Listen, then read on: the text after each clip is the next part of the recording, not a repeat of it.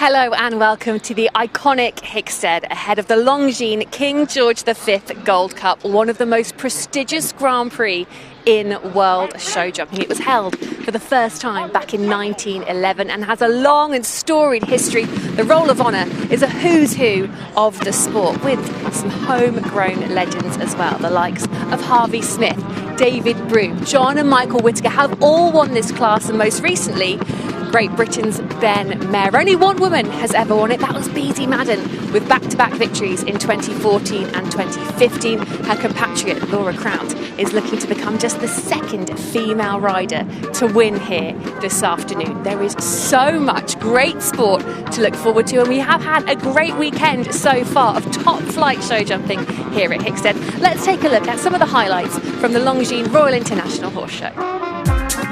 The 8 teams that are looking to battle their way to win that famous trophy that goes all the way back to 1929.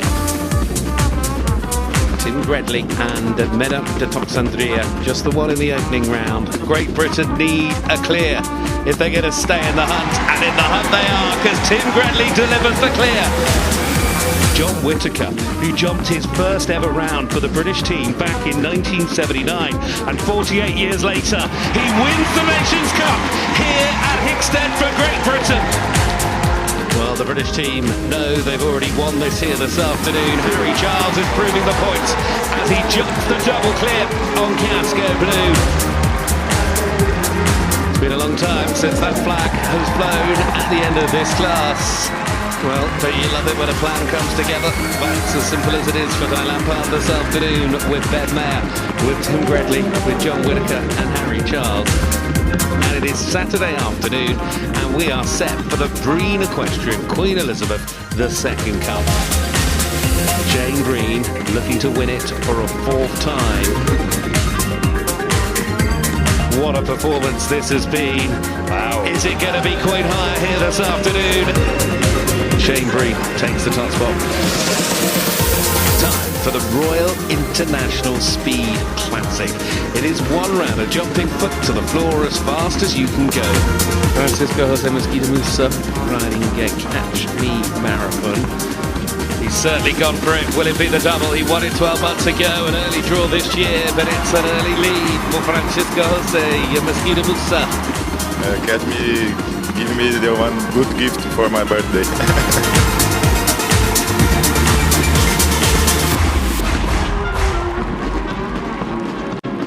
We have been treated to some great sport here over the last few days, but it is all building up to the Grand Prix, and all the riders want to get their hands on this. How impressive is the King George V Gold Cup? It is solid gold. It's so valuable that it comes with its own security detail who are lurking just over there. But don't worry, it's so heavy, we will not be running away with it here this afternoon. But one man who does know what it's like to lift this iconic trophy is Great Britain's Ben Maher. He won this class 10 years ago, and he is, of course, the reigning Olympic champion, so he's a strong contender this afternoon.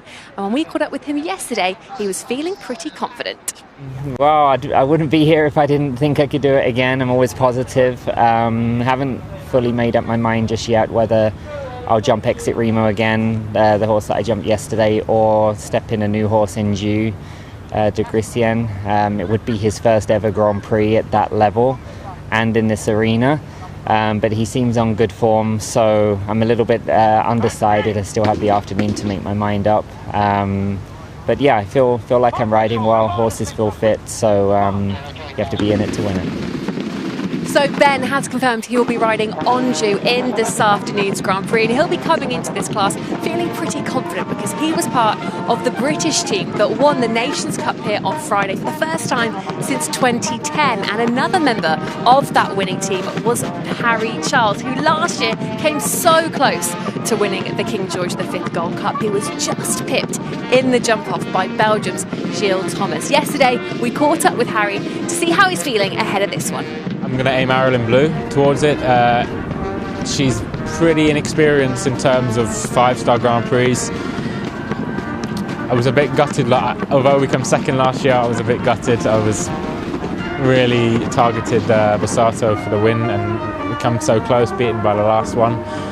So this year, a bit of redemption would be nice, and she's been on terrific form and is a horse suited to this arena. So it'd be a big ask, but she's more than ready, more than capable, and a lot of things will have to go right. But you know, our team, we've got everything looks to be going the right way for Sunday at the moment.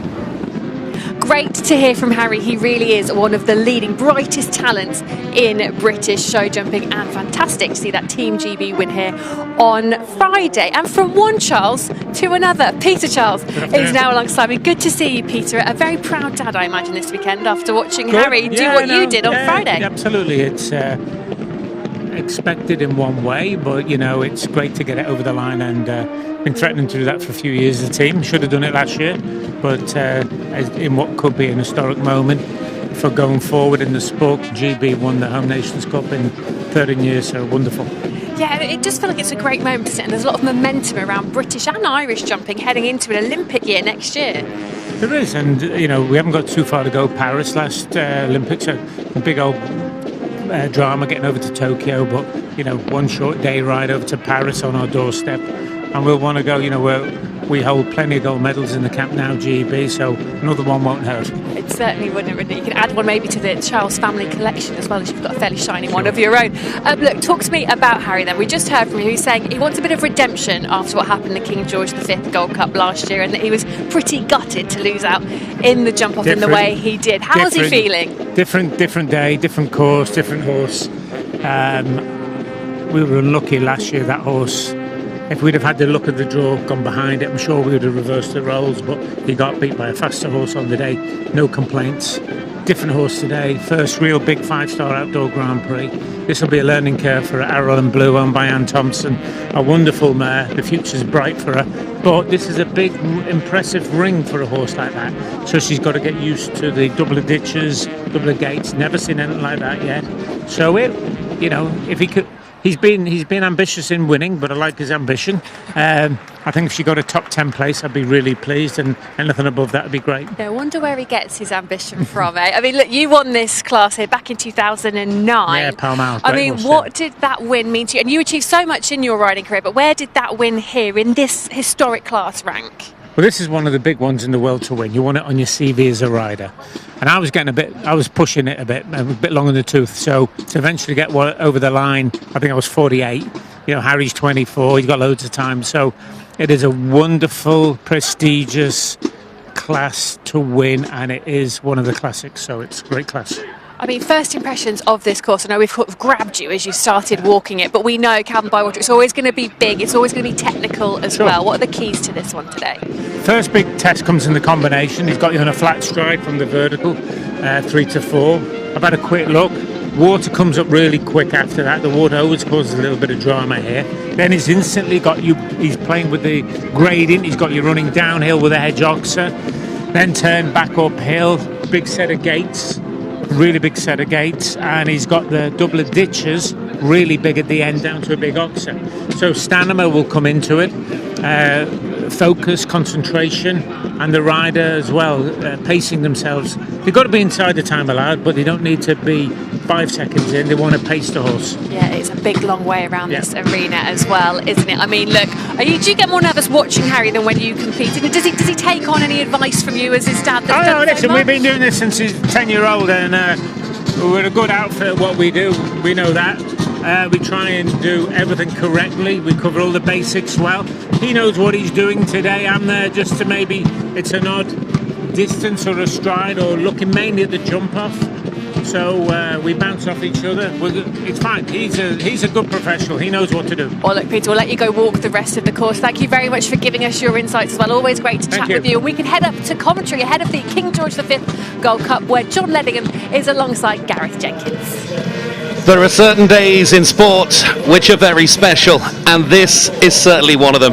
With over a century of history behind it, what will unfold here today as the lineup gets set for the Longines King George V Gold Cup that has a host of star names from across the globe, 11 different nations over the 44 that come forward, that include some of the best of British and some of the best in the world. Look there, Marcus Enning, fresh off the back of another major in Aachen just recently, and then the likes of Matt Sampson. Great to see him back on home soil. Jack Ryan, the star young Irishman that jumped that brilliant double clear the other day in the Nations Cup, and there is a strong level of American talent that'll be looking to follow in Beezy Madden's footsteps, of course a back-to-back winner in 2014 and 15.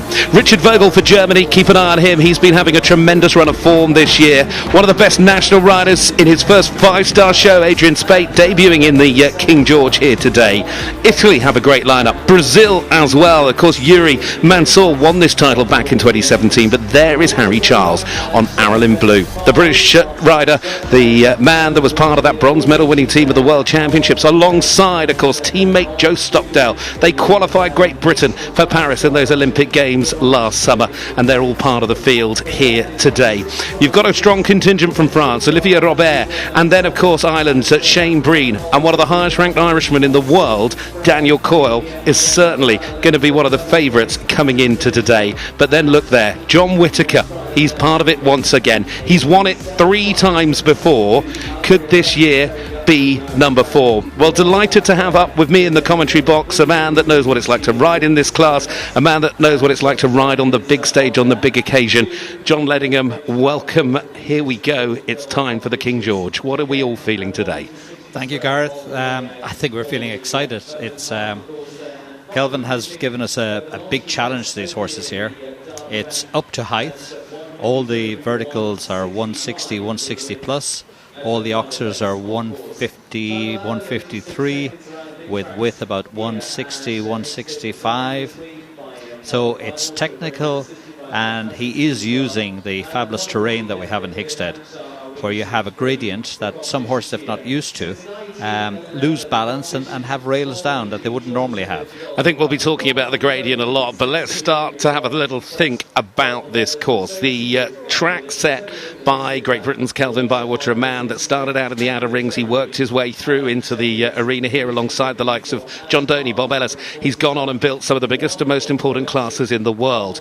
17 jumping efforts is a lot of work for these horses this afternoon, as we know they need to be fit, and that they are. These are the best of the best. But let's take you down and onto the arena floor here in the famous Longines International Arena. Give you a little clue as to where we're going this afternoon. At a height of 1 metre 50 and 1 metre 60, I should say, they start down that line of 1 to 2.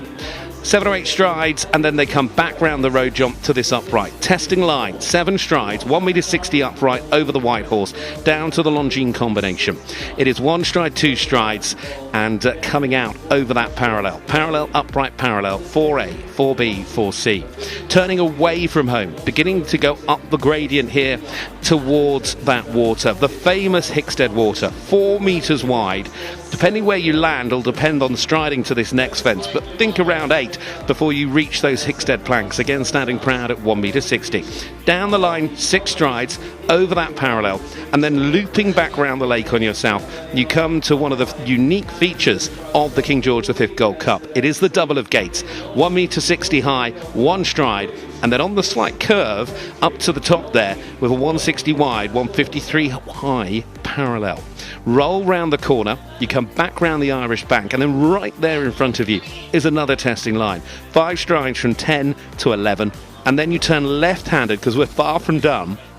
Another of the key features of this course over its many years of history has been the double of water ditches, 12A, 12B, and then, lucky for some, it's number 13 to finish with a 165 width, all to be done inside the all-important time allowed of 86 seconds. We are set to get underway with a class that first started back in 1911. That's 112 years of history. Yes, there have been breaks for the wars and, of course, for COVID, but this is the 98th running here in 2023. This solid gold trophy that was commissioned by King George V is the prize on offer alongside that €152,500 prize fund. 44 of the best to get underway. This is going to be thrilling. This is show jumping at its very best. The crowd here today have flocked in, and despite the weather, look at that, the open grandstand absolutely packed. The covered one, I barely think there's a seat in.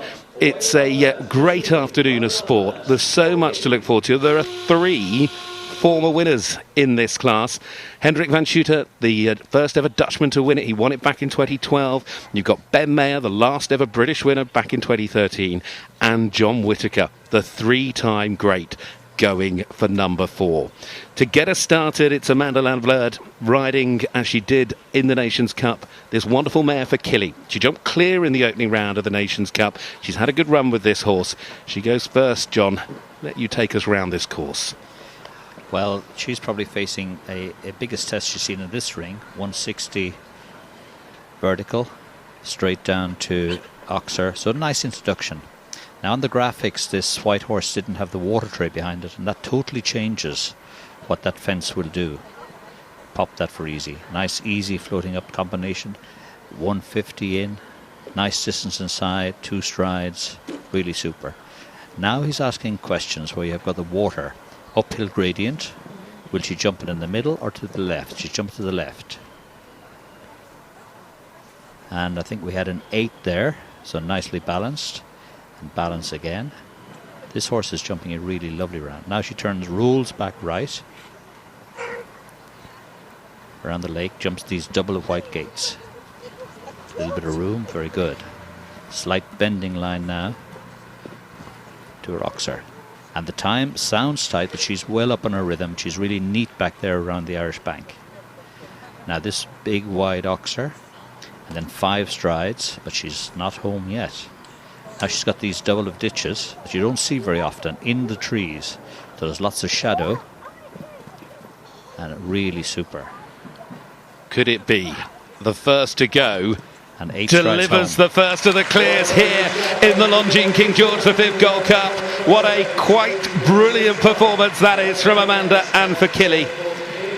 They did it the other day in the Nations Cup. They've repeated the feat here in the big one. And there we have it. What a start. That is a serious combination that the Swedish have in their team at the moment, John. Absolutely fantastic. And how much was she inside the time allowed? She went round in 80.69. Time allowed is set at 86 seconds. 86. So comfortable in that respect. And of course, we'll talk about the time every now and then, but it is very much part of the test. It's as equally important as jumping the fences themselves. And she was really neat everywhere. She was on it. Well, now we move to Denmark and Rika Belinda Barker with Tabalu PS. This 11-year-old stallion has already jumped double clear in 2 Nations Cups this year, was on the podium with the team in Ugoham, but Denmark without a win in the history books of this famous class. And believe me, it's not as easy as Amanda made it look. She gave a superb performance. Well, I've just seen that there, sadly. And so front rail off the Oxer, top rail off the White Horse. Combination towards the in-gate. Absolutely exhibition in the combination. Now roll back left, uphill to the water. And where she jumps the water will dictate whether she goes on the 8 or the 9 to the plank. Big striding horses will stay running. And that's one of the little tricks that Kelvin just has up his sleeve. Get the horses open to a 160 plank in Hickstead and you pay the penalty. Round to your double of gates at 160 and 160. Really good.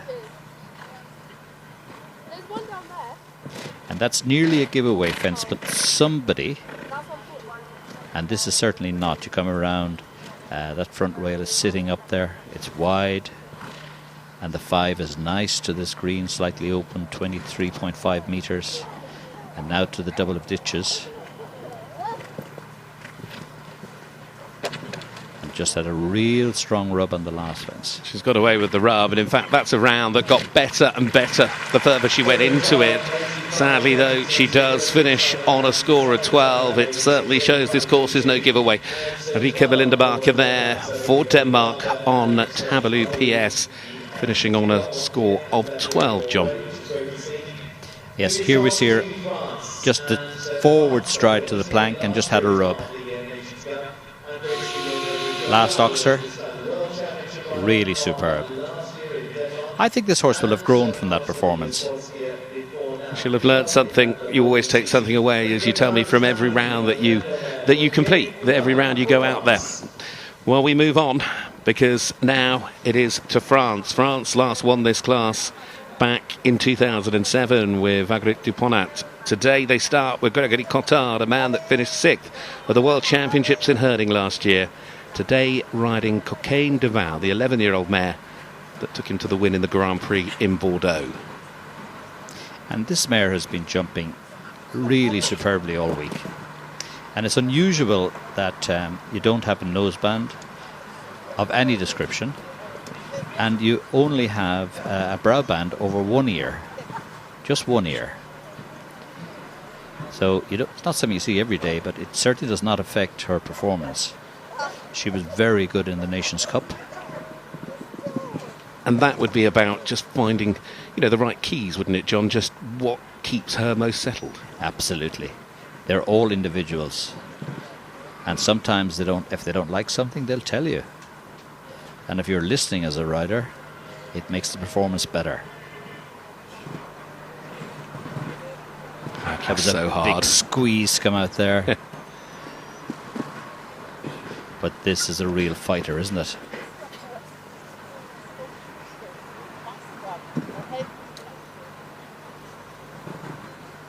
It's really square.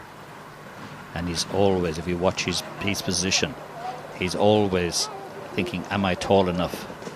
Am I over the balance leg? Well, what about this? Coming to the last. Could it be 2 out of 3 early stages of this? The Longines King George V Gold Cup.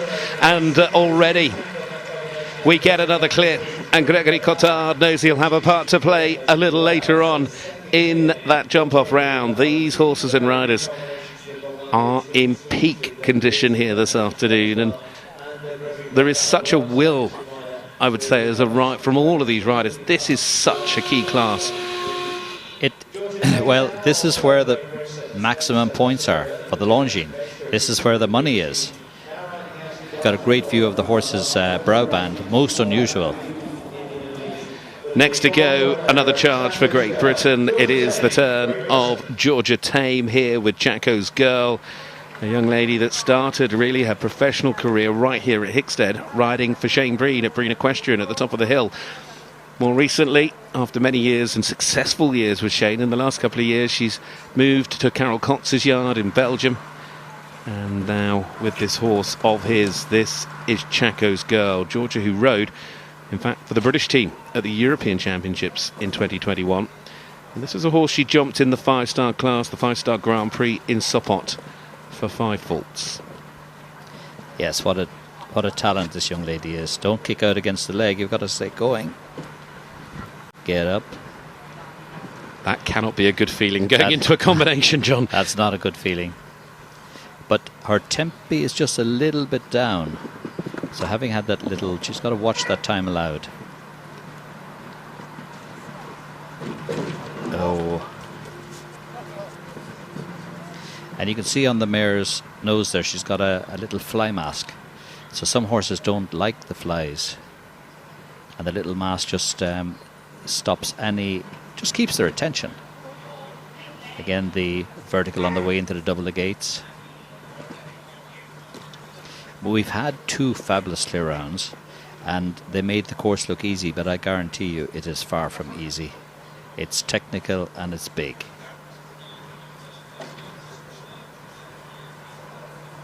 You wouldn't want it to lull you into a full sense of security if you were one of the later riders watching on.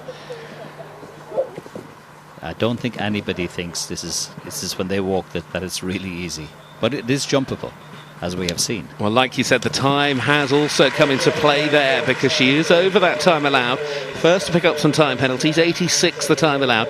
So actually it's 8 for jumping and 4 for time, 1 for every commenced second over the time allowed. Therefore picking up a total of 12 penalties there. Georgia Tame and that mare by Chaco Blue. That was Chaco's Girl. And there you see the plank. She was really good in front, good to her body, and just late behind.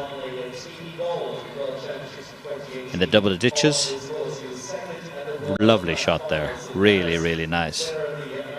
There's a lot of good to take from that round. She'll take a lot of confidence. It's still, you know, relatively new partnership, and they're still working their way forward now. And every time you go in the ring, it is the United States of America's Devon Ryan here with Eddie Blue, part of the 2018 World Championship, the World Equestrian Games team gold medal squad. They also that year finished second in the World Cup final.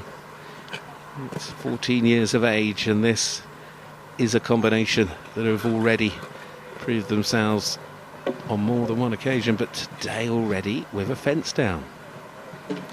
Yes, and the amount of experience this partnership have is absolutely vast. But again, that white horse vertical with the water behind it, it's just so easy to take their attention off the top rail. I was chatting to the chef de keep, the American chef de keep, Robert Ridland, and he was saying that he brought 2 experienced riders and 2 youngsters on tour. They're already qualified for Barcelona, so he wants to get some experience into those younger riders for the future. And the back rail off that, just that canter got weak up the hill.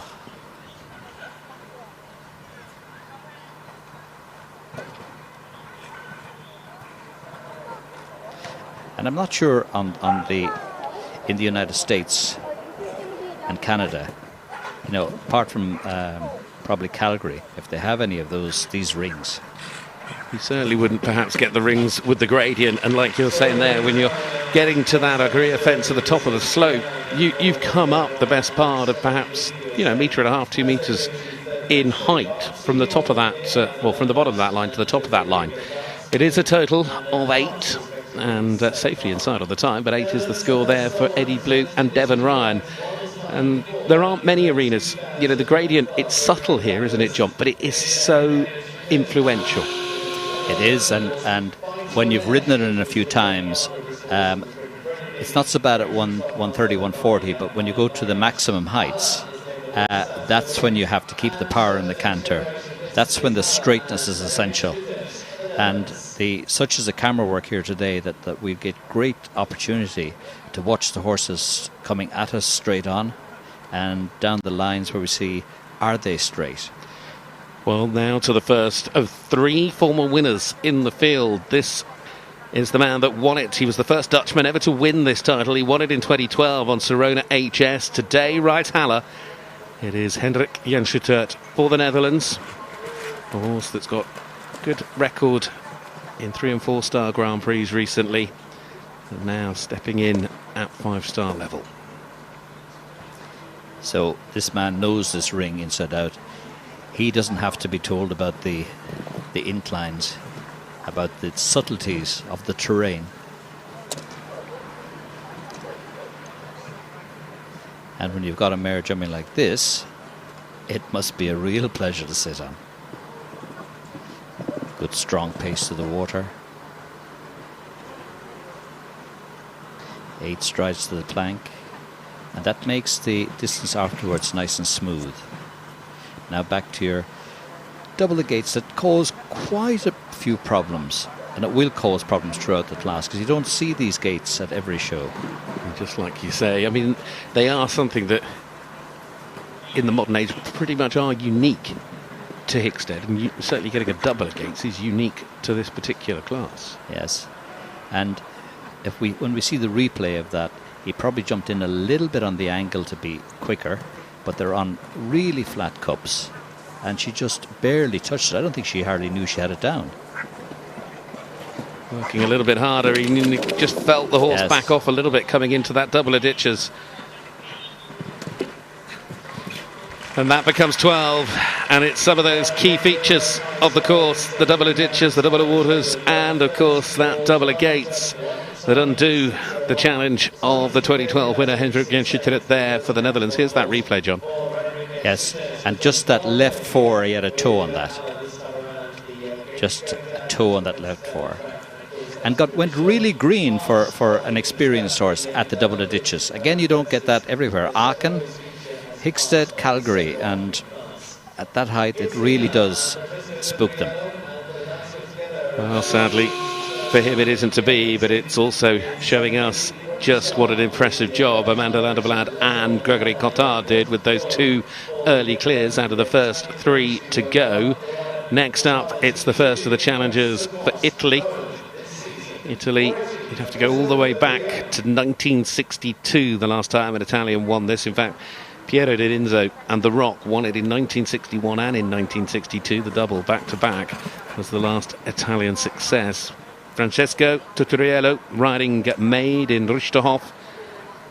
Francesco had a lovely win on the opening day. He rode in the Nations Cup recently alongside Hickstead in Sopot, and he was with this horse. He did get himself into a good jump-off in Gole Minore. It's an 11-year-old mare. Yeah, starting off with a good rhythm. Nice and forward. Back to the first of your problems now, this tall white horse with a water tray behind it. A flat distance up to the combination, so you've got to move up to it and then support. And I'd say so far the combination has jumped really well because they're all making their distance early. The water comes in early on the course, but again, so far they've all jumped it really, really well. Lovely shape on that turn, and very good on that Hickstead plank. Now, I know I've said before, this looks really good, but this does look really good. So another little test. How does he do with gates? Does good with gates. No problem. Now he's choosing to add up on that distance. It made her work on the back rail. Now he's saying, hey, get up there, come on. So he wants her attention back. He wants her working. Leg. Yes. Lovely. So now the double of ditches. He's not home yet. And time-wise, he's just about okay. Just about okay on the time. Is he? Yes, he is. Is he going to get it? He has. And Italy. Well, I said you have to go back to 1962, but could it be 2023? Francesco Tuturiello with Maid in Rusterhof gives us number 3. What a start this has been. In fact, let's catch up with a rider that's already been round, Georgia Tate. Thanks, Gareth. Yes, Georgia, not to be today for you in that arena, but you and Chaco's girl, she's a young horse, isn't she? New to this. How's that track riding? Yeah, it's a difficult course for the horses. There's a lot for them to look at. You wouldn't see most of that in many Grand Prix. I think only Aachen, and here you have the double ditches. So it's a lot for them to take in. But yeah, it's jumping good as well for some people. How do you sort of maintain calmness and be in control in that when you have got a horse that's new to arenas like this and is having a good look around? Yeah, no, it's you just have to keep yourself relaxed to try and keep the horse as calm as you can. She went in today a bit looking when I went to show her the water, so I had to put a bit of pressure there, and then she got a bit tense, but I think if you're calm, then you can pass that on to them a bit more. Well, Georgia, thank you for taking the time to speak with us, and well ridden, Dave, if not quite how you want it to go. Thank you very much. Matt Sampson now with this ride of James Davenport's. It is Daniel. Brand new ride to Mario. He sat on it for the first time on Monday. So this is his first trip at this 5-star show. But this is a young man that won the Grand Prix at the London International Horse Show last Christmas. He's been in stellar form again out in Canada. And he's looking good here already this week, John. He really is. And this morning he won the 7-8-year-old young horse international class.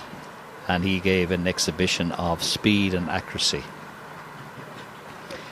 He's looking after this horse really well, and he's just sort of gone outside line, and he's just got to be careful he doesn't overdo it and end up with time faults.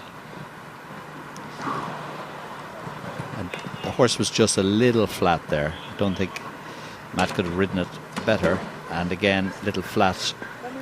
So if you let the canter, if it's too quiet and the canter gets too quiet and you lose that impulsion.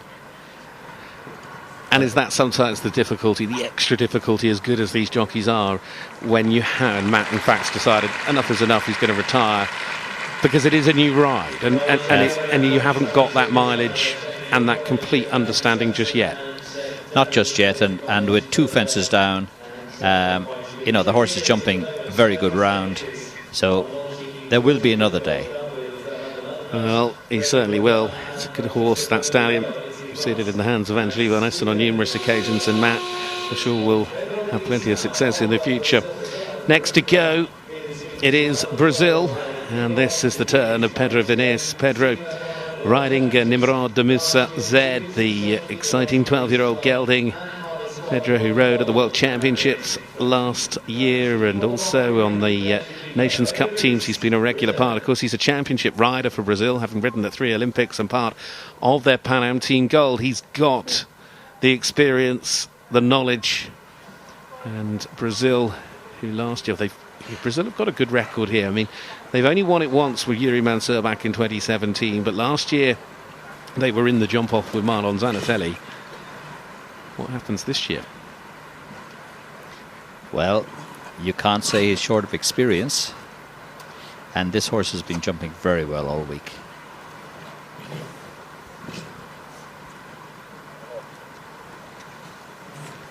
Up on the 7. Now move up around the turn to the water. You can see the increase in pace, getting open, long way off. Now he's got to rebalance before these cups and flat cups. And it was interesting how Brazil left these two off the team this week, which means that perhaps a little bit fresher coming into today. Yes, there's a big effort jumping 2 rounds in the Nations Cup here. And everything here looks very good. The rate looks good. He's neat back around the Irish bank, so he's very conscious of the tight time allowed. Slowed up there on the turn to balance, get square. Easy on the 5. Now the way he jumped the water, I'd say he shouldn't look at this double of ditches.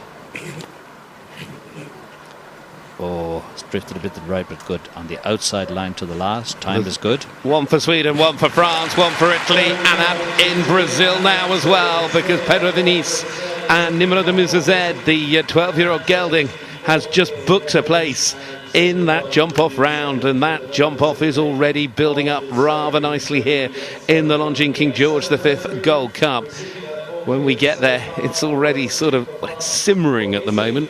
Yes, he almost jumped him out of the saddle on that oxer. He did a rather good job. So much power to his back. Bringing it all together down that final line. But what a start this is. Quite a start. 4 so far through to what is a jump off with so many star elements and riders still to come.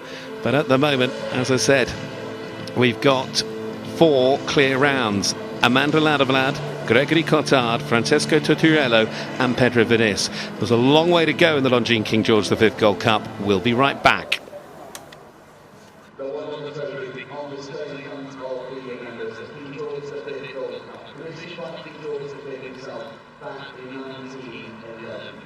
In 1939, it was presented to the winner of the King George V Gold Cup, Corte Alessandro Tango.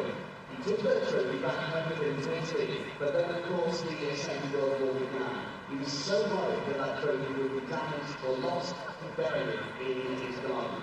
After the war, it was retrieved by the British Embassy and returned to Great Britain. It has not left British soil since then. A wonderful trophy now on display with its very own security guard. Solid gold. And at the moment, 4 riders are one step closer to claiming that trophy for 2023. Sweden, Amanda Ladevlad, France's Gregory Cotard, Italy's Francesco Torturello, and Brazil's Pedro Vinis. The last of the Brazilian was Yuri Mansur here back in 2017 with Camelot. Previously, there are these rookies as well. They're getting Yuri this afternoon. They're probably the exciting. This is where it is. Nice to see you. It's like lunch up there. Everyone calling up there as well. Of course, you've been back to previously. Some famous faces have been boxed up. They're really good to see. Give a round of applause. Obviously, getting very real. 3 grades for Scratch of Treasure, the Digital International Treasure. Lovely to see you, Yuri. And we are going. Welcome back to the Longines King George V Gold Cup here at the All England Jumping Course at Hickstead. There's a man that's won it more than anyone. He's won it on 5 occasions as David Broome, Mr. Softy, Sportsman, Philco, Mr. Ross and Lanigan. Those were the 5 different horses that he won it on from 1966 to 1991. No one in the 97 runnings so far of this class has won it as many times as that man. So far, we have those 4 clear rounds out of the opening segment. Now we move on. And now the turn of a young man that is seriously impressing many people with his performances here at the All England Jumping Course over these past 2 shows, really, because he was here at the Al Shira Derby meeting about 5 weeks ago, and now here this week at the Royal International. He has been looking a class act with this ride, SHW Candies B. He was up there yesterday. This mare, a real partner. It is Will Edwards' turn. Oh, just had a little rub there. He's got to support it all the way off the floor. This is quite a busy horse, and got busy there. When they get busy, it's really hard to keep them balanced and focused. And that is such a shame because he has looked so good. But like you say, you know, who knows what goes through their mind when they come in the gate and they get a little nervous and then they get keen. And then you've got to try and contain it, and when you try and contain it too much, you interfere with the balance, and once the balance isn't perfect, you're not going to jump 2 rounds. Well, no, up goes the hand. He knows today it hasn't quite come together, and for a combination that have been, you know, in the very best of form, when you can understand, I guess you as riders, you suddenly realise, actually, this is going against me. There's no need to go any further. It's not my day. We just stop. Absolutely, and when good horses have been going well and you've been winning, and then they have an off day, that's exactly what it is. It's an off day, and you know they're athletes, they're flesh and blood, and they have good days and bad days. Well, next up, the turn of Germany, and a man that just recently won for the 3rd time in another of the world's great majors, the one in Germany, the Aachen Grand Prix. This, though, is a title that eludes one of the world's and the sport's greatest in the form of Marcus Enning. There's been some notable German names over the years when you think of Ludger Beerbaum and Champ Lee and Diester and Paul Schockermoller, but there's been others. Marcus Enning hasn't yet found his way to the top of this tree. Will he with DPS Riviere this afternoon? This 10-year-old gelding by Hermes de Rev. He brought the horse here last year for the first time, but already that second fence, John Letty. Yes, yes. What have we seen that go down? Like 3 or 4 times now? Yep. I would say for the riders, too many. That, and sometimes you're trying to keep them quiet, a little quiet, so you're conserving the energy, and just an easy rail. This horse jumped a superb round in the first round of the Cup, and then he was disappointing in the second round. And there again, Marcus will probably be very disappointed with that. I mean, that was... And now we're back where he should be. Just watching David Broom there, I remember when I was a young man and I was working a horse, and David rode up beside me and he said, what are you doing? And I said, well, I'm trying to get him to submit a bit more. He says, John, he said, you've got to listen to the horse more. Take time, listen to the horse. And I must say, it really stood in good stead. He's one of the most successful British riders of all time. Marcus, who would have that same ranking for Germany. But today, he hasn't been able to bring it all together like he would have wanted, and he's going to come down to the last on the 8 and lands over the last on the 8 to finish it off with DPS Riviere there for Marcus Henning of Germany. The last German winner here was not that long ago, 2021, David Will. Won it on Never Walk Alone. But and he won it well, didn't he? He certainly did. At the gallop. Absolutely, that was a stunning result. Well, we move on, because cantering our way and looking ready and raring to go, it's another Whittaker. It's Donald Whittaker. This ride is DiCaprio, and this stallion, who was part of the British squad, was the 5th rider this week. Important role to play. He's certainly been in good form this year and has certainly begun to feature strongly in Di Lampard's setup. He was on Nations Cup teams out in the United Arab Emirates with this horse at the start of the year, where in the 5-star they finished second. He was in the winning team in Sharjah. He was also on the team in St Gallen this year. Actually jumped well in the Grand Prix there. What can he do in this big class today? Donald Whittaker and DiCaprio. Well, you can certainly see that his wish is to jump a clear round.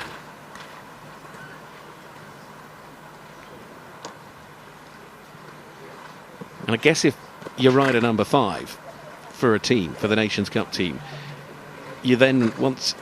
I mean, it was so successful, it all worked out for Di, but as a rider, I guess then the Grand Prix becomes your sole focus, and you really want it then. Yes, and equally, your horse is fresh. I mean, you have a Grand Prix horse, otherwise you wouldn't be number 5 on the team. Oh, he's looking at the water. Oh. Oh, dear. Oh, gosh. Well, I can tell you now that Giovanni, who is the arena team down there, is straight back up on his feet. That's something I have also never seen before, and Joanna Gillespie, the judge, both look to be absolutely fine. Of course, they're stood there as part of He's the still having a good look, but he is going to go. Well done, Donald. He's decided to stop. That's enough. Well, that's a good way to finish in terms of giving the horse confidence, making the horse realise that there was nothing to worry about. You just needed to, you know, ride past it once, preferably without banging into Giovanni. Yes. But I'm sure that a lot of riders, when Giovanni has put up the panel, would be looking for that opportunity. Yeah. But they're having a chat and having a shake hands about it. Listen, Giovanni is an apology. He's part of an amazing arena team out there. He's a man that has been part of this event for, well, more years than I can remember. But I suppose what it does say to us is that you have to expect the unexpected when it comes to horses. I think isn't that the first rule? That is the first rule, and you know, in sport things are happening quickly, and you've got to be on the balls of your feet. You've got to have your both eyes open and be sharp. Well, the next to go was certainly sharp with his performances in the Nations Cup on his homebred ride. The grey the other day was McGregor, BBS McGregor, when he jumped the double clear, one of 3 in that Nations Cup. It is Ireland's Jack Ryan with this new ride for this year. It's Eagle Van der Vulsaka Z Jack, who also started his career here at Prix Equestrian in terms of really pushing forward as a professional, and is now based with the great Jos Lansik. Yes, and this horse is fresh and having a buck. This is his first big class this week. Jack came through the Irish system, children and horses, juniors, young riders. I think he rode at What a stretch that was. At 8 or 10 championships. After a big stretch comes a very big plank. And this horse has a huge stride because he just walked down to that red oxer. Yeah, they had a really good result a couple of weeks back in a 4-star Grand Prix in Valkenswaard. But today, that double at Gates has just put him off. Yeah. And again, being so careful on the way in, kept it quiet. The horse jumped it really round and then just wasn't into the combination enough. So he just ended up too far off and said, okay, can't do that. Well, now, what does he decide to do? A little shake of the head. You knew that. I just wonder if he'll come back round. Of course, you've heard the no, he's put the hand up to retire. So I think he'll probably just head over to the first fence and jump that again, which is part of what the riders are allowed to do, because again it's about giving horses confidence, ensuring that they go home on a strong note, because if you had a start and it like just that, goes to show he was just a little quiet and ran a little deep, and then he'd never made the distance. Like if Jack rode that 5 times again, he wouldn't make that same mistake. Well, we had that early run at clears. We haven't had a clear now for a little while. That's certainly ground to a halt. The clears still remaining the same, with Sweden, France, Italy and Brazil all with riders through to the jump off here of the Longines King George V Gold Cup. A packed house this afternoon. It's been so busy all week around this showground. It has been buzzing here at Hickstead. Even the weather hasn't put us off. And now the turn of Julien Achatin riding here for France with Gravity of Greenhill. This experienced gelding, 17 years of age, this warm blood. Second recently in Gothenburg, had a win in Wiesbaden, arrives here feeling fresh, feeling good. And copybook on his first 2 fences, turning back to this white horse, 160, made it look like 120. Good in, press come out, and move on up the hill to the water. Oh, surely their judges are going to have to go and have a look, because that looked close. I think I saw that tape move, but it might have been the ground. He mightn't have marked the tape. No, they've given him the 4 faults. They have. It would have been relatively close, but he was a long way off. Just getting a little bit too close then in the end to the gate. Yes. And it's interesting that view on the gate. I'm not sure, we're not on our monitor. It's hard to get to see whether the horses are absolutely straight on that double of gates. A lot of times it looks like they're jumping in slightly on the angle, and with that double of gates you've got to be absolutely straight. Coming down in front of the grandstand now. Oh, put a foot down in the double of oxers. That can't be a good feeling either. No, that would not be a good feeling. Finishes on the 8 as he crosses the line. Julien Achatin and the Gravity of Greenhill there for France. France, of course, have a clear round. There you can see that lath, as it is the white plasticine. That's what it's made of at the back of the water. And you can see it's just broken up into different strips, and it just allows the judges to be really clear if, well, 1, they make a mark, or 2, they slightly dislodge it. Next to go, this man was already a winner here. He had a brilliant win yesterday at this Royal International Horse Show. It is the turn of Jack Whittaker. You know, Jack is one of 4, I was going to use the right word here, children of former winners competing in this class. You've got, of course, his dad, Michael, a 4-time winner, and Jack Whittaker today riding Equine America Q Pavarotti N. And Jack certainly followed in Dad's footsteps. If you think back to last year, he finished 5th in his debut at the World Cup final.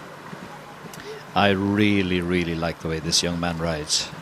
I mean, Michael was talented and a real winner.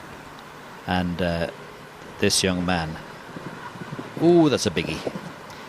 I mean, when you watch his ability to control his body. Oh, and as I say that, the Hickstead planks is gone. When you have to override the water, and if you don't get a good step at it, it really interferes with the balance of the horse. That double of gates is on 8 meters 50. Just fighting a little bit there. The horse just, I think, taking more control than it was really needing to give over. When the control goes, the fences fall. He had such a good start when he has retired, so there we have it. That was Jack Whittaker. As I say, Dad Michael, one or two 4-time winners of the trophy, alongside Nick Skelton. But even though he retired, I still think he's fantastic. Well, he's certainly, as I say, he's shown that already, and has got a long career laid out in front of him. Well, now another chance for the USA. The USA last won this back in 2015. They won it in 2014 and 2015 with the great Beezie Madden, the only lady ever to win this title. She won it on a horse twice called Cortez C, who we sadly lost just recently. Was a exceptional partner to Beezie. And now this for the United States is Alessandra Velopi and Healoma N. Now this in fact is a former rider, Jack Whittaker's, and which he rode at the World Cup final in 2022. Jumped very well out in Wellington at the start of this year. Just getting that canter organised, well, almost organised.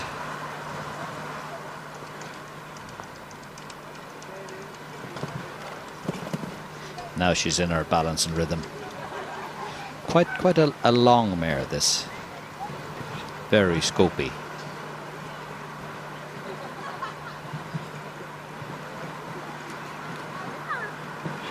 Lovely shot there through the combination. Even, so even with her front legs. And she jumps water for fun. Nice 8 on the bending line. Alicia fighting a bit for control there. Now she's got to get re-establish the balance. Give her a little bit of room in. If you run too deep in this at 8 meters 50, it's too long. Again, the front part comes down. You can see there's a little bit of disagreement amongst them. Hand has come up.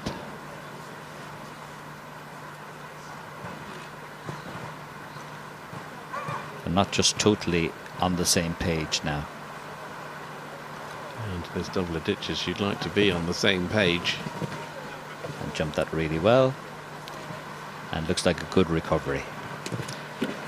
Oh, the last just tapped as well, and that falls for a total of 12, and also just under the 2 seconds inside the time allowed. That not really been putting any pressure on the riders as far as today has been going, but that was Alessandra Velopi there and Healoma N. And really at the moment, John, when you, to me, sort of, we've seen different fences in different places falling, but that double of gates, as has been the case in so many King George V Gold Cups, is perhaps becoming yet again rather influential. Yeah, so when I walked the course, I thought the double of gates with a free turn back to them, it should actually be okay, because you had the line after the water to take the pace off. But I think the fact that it's on 8 meters 50, it's a big distance in there. Well, now the turn of Italy and Massimo Grossato riding Cash Dupratel, the 11-year-old gelding, the Italian rider that has ridden at both World and European Championships, rides in the uniform of the Italian Army. And that's his team horse from Sopot. And here we see a very different type of horse than the last horse. This guy has his own engine. Ooh, and he jumps water. And you can see that he is keen to get at these fences.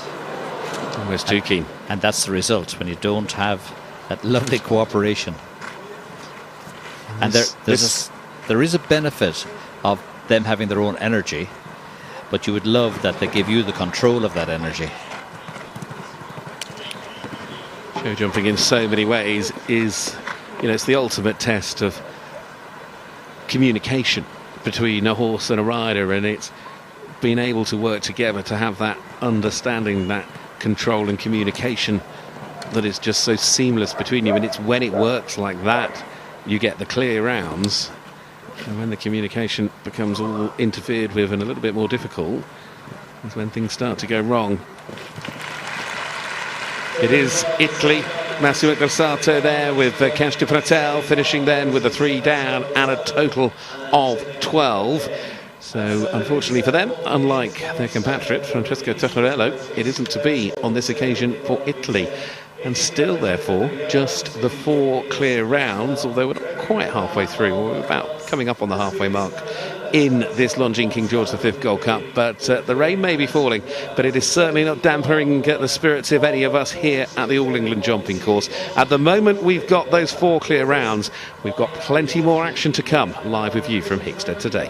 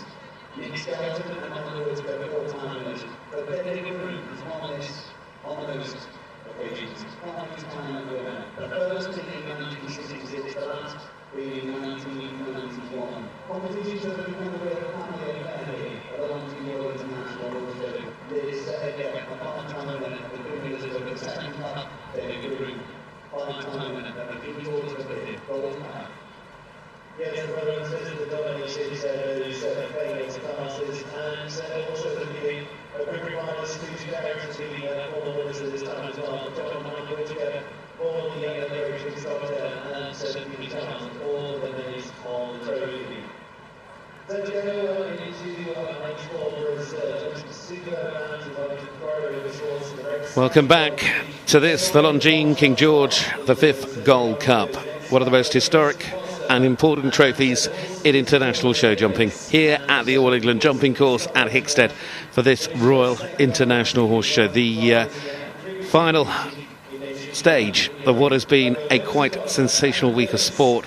We've seen it all here over these past 6 days of jumping, both here in this fabulous Longines International Arena and, of course, out and about around this great showground, from showing to eventing to, of course, the very best of jumping. And with the Nations Cup and now this big finish with €152,500 worth of prize money. Brazil have one of the 4 clears already, that with Pedro Vinícius. Now they are back with Fabio Livas da Costa riding here on Ilex. Jumped a double clear on the Nations Cup team back in the start of the season in Wellington with this horse when they finished in second, and he went well in St Gallen. What has he got up his sleeve today with this 10-year-old gelding? But this 10-year-old gelding is feeling good. Since he came in the ring, he's been bucking and playing. He's enjoying his job.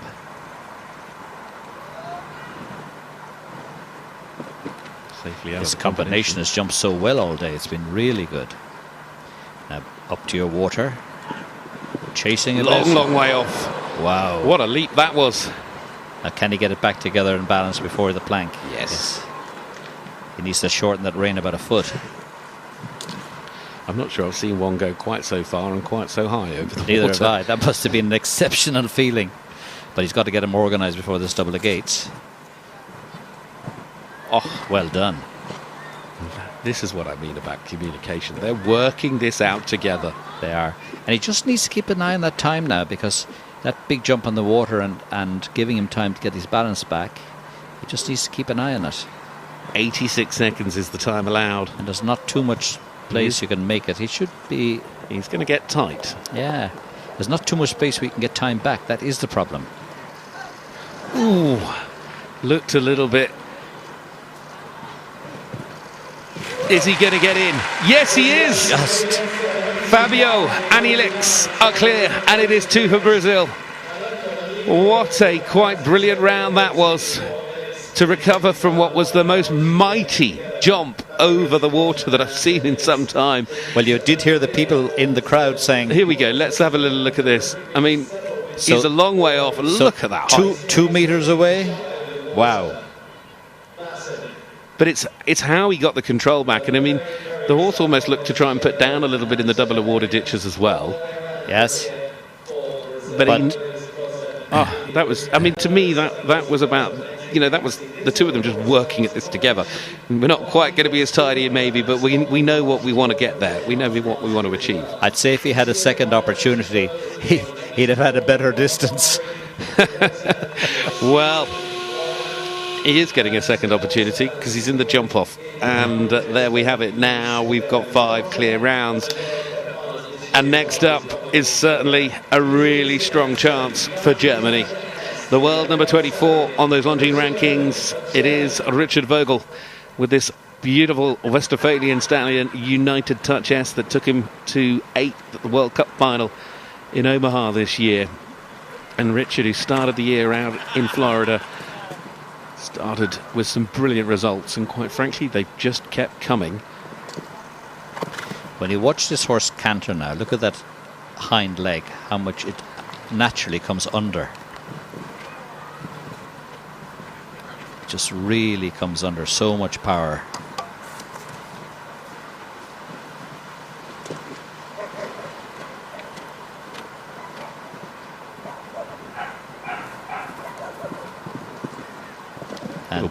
Now that was a good distance to the water. That was a good jump on the water. It's a very calm round, John. Well, this is what you would call poetry in motion.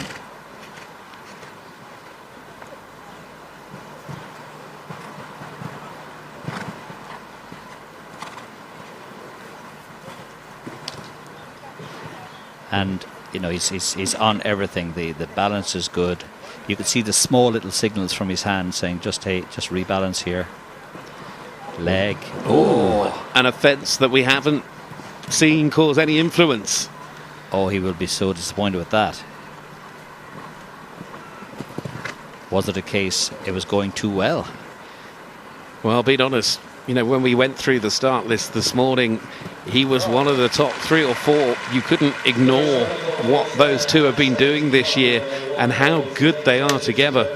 But sadly for Richard Vogel and United Touch S, it's an innocuous fence, really. And that was a beautiful round of show jumping, but one on the floor, so he's not back in the jump off. And still the 5, and yet Germany unable to get through. Do you know, actually, what I will point out? He's the first rider to go around this course for 4 faults, which means he's best of the rest, but, you know, behind the clears is not what you want, really. You want to be clear. I thought you were going to say he was the closest to the time allowed as well. Well, there is, yeah, actually, no, maybe there was another one just as tight. But there we go. Let's see this now in the hands of Angelique von Essen. Angelique riding United Touch S. Of course, one of Sweden's very best lady riders. And this, of course, the lady actually based here in the UK with James Davenport up in Cheshire, and congratulations on the arrival of Axel recently, their son, and Angelique flying along now again, as she was in the Nations Cup the other day with this ride, Al Capone de Camille.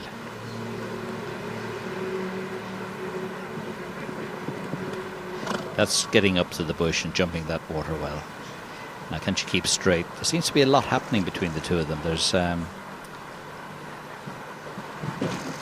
it's keen, and the front rail has gone there. Just drawn into that parallel. Yeah. And the whole way it was sort of what I would call busy. So on off the contact a little bit. So lots of energy, and Anjali's trying to control it. She's been quite steady. Do you think the time as well might just come into play here? She is quite steady, and I think it will. But she's been up in a nice rhythm. But see there again now when she goes to balance, just fights her a little bit. 86 is the time allowed. She is going to pick up a time penalty, maybe 2, just the 1. Total is 5. Find it interesting as well, John. We've seen 2 fences with the last 2 riders go down that haven't been fences that as of yet had caused any trouble. And suddenly, you know, it shows it isn't just the ones that we've seen perhaps fall more often that are going to go down. You just don't know. Well, you don't know, but what you do know is that from the first fence is 160. Every Oxford is 150, 55, 165 wide. So it's big, it's strong, it's Hickstead, it's the King George V. Making their debut, his debut at 5-star this week, and therefore in the Longines King George V Gold Cup is these 2. It's Adrian Spate and Judith Withen's Millfield Baloney. It is a partnership that on the national circuit have perhaps won more than anyone over the past few years since they've got together. The last 4 years has been nothing but a dream. It really has. Multiple winners of international stairways, and that last year nationally taking over £100,000 in prize money. That is a rare feat. That is an incredible feat. That is a lot of winning. That takes a lot of winning. And so far, really good round. Really jumps water. Oh, the planks come down. Do you know what? This man is cursed. Absolutely cursed with planks. And any of you that have known what's happened in the last couple of years at the Royal Highland Show... It'll just be interesting now because the responsibility is on him to stop, but he was too close to it. So I think the judges have given him the benefit of the doubt. He's been in this position before. Planks seem to blow down in front of him, and he seems to just keep jumping. Well, it did make it smaller. Well, it certainly did. But come on, keep it going here. Let's jump it clear round. Come on, Adrian. Great Britain without a clear yet, but this will perhaps be the biggest challenge of the course for them. Oh, and it is. Well, that one is going to count. Well, what about that? Well, that was really, really unlucky. What a round for a combination that are making their debut here at 5-star level and showing that they have all the talent in the world, but unfortunately that double of water ditch, and that's something you can't train for at home. But just this, as he's cantering, you know.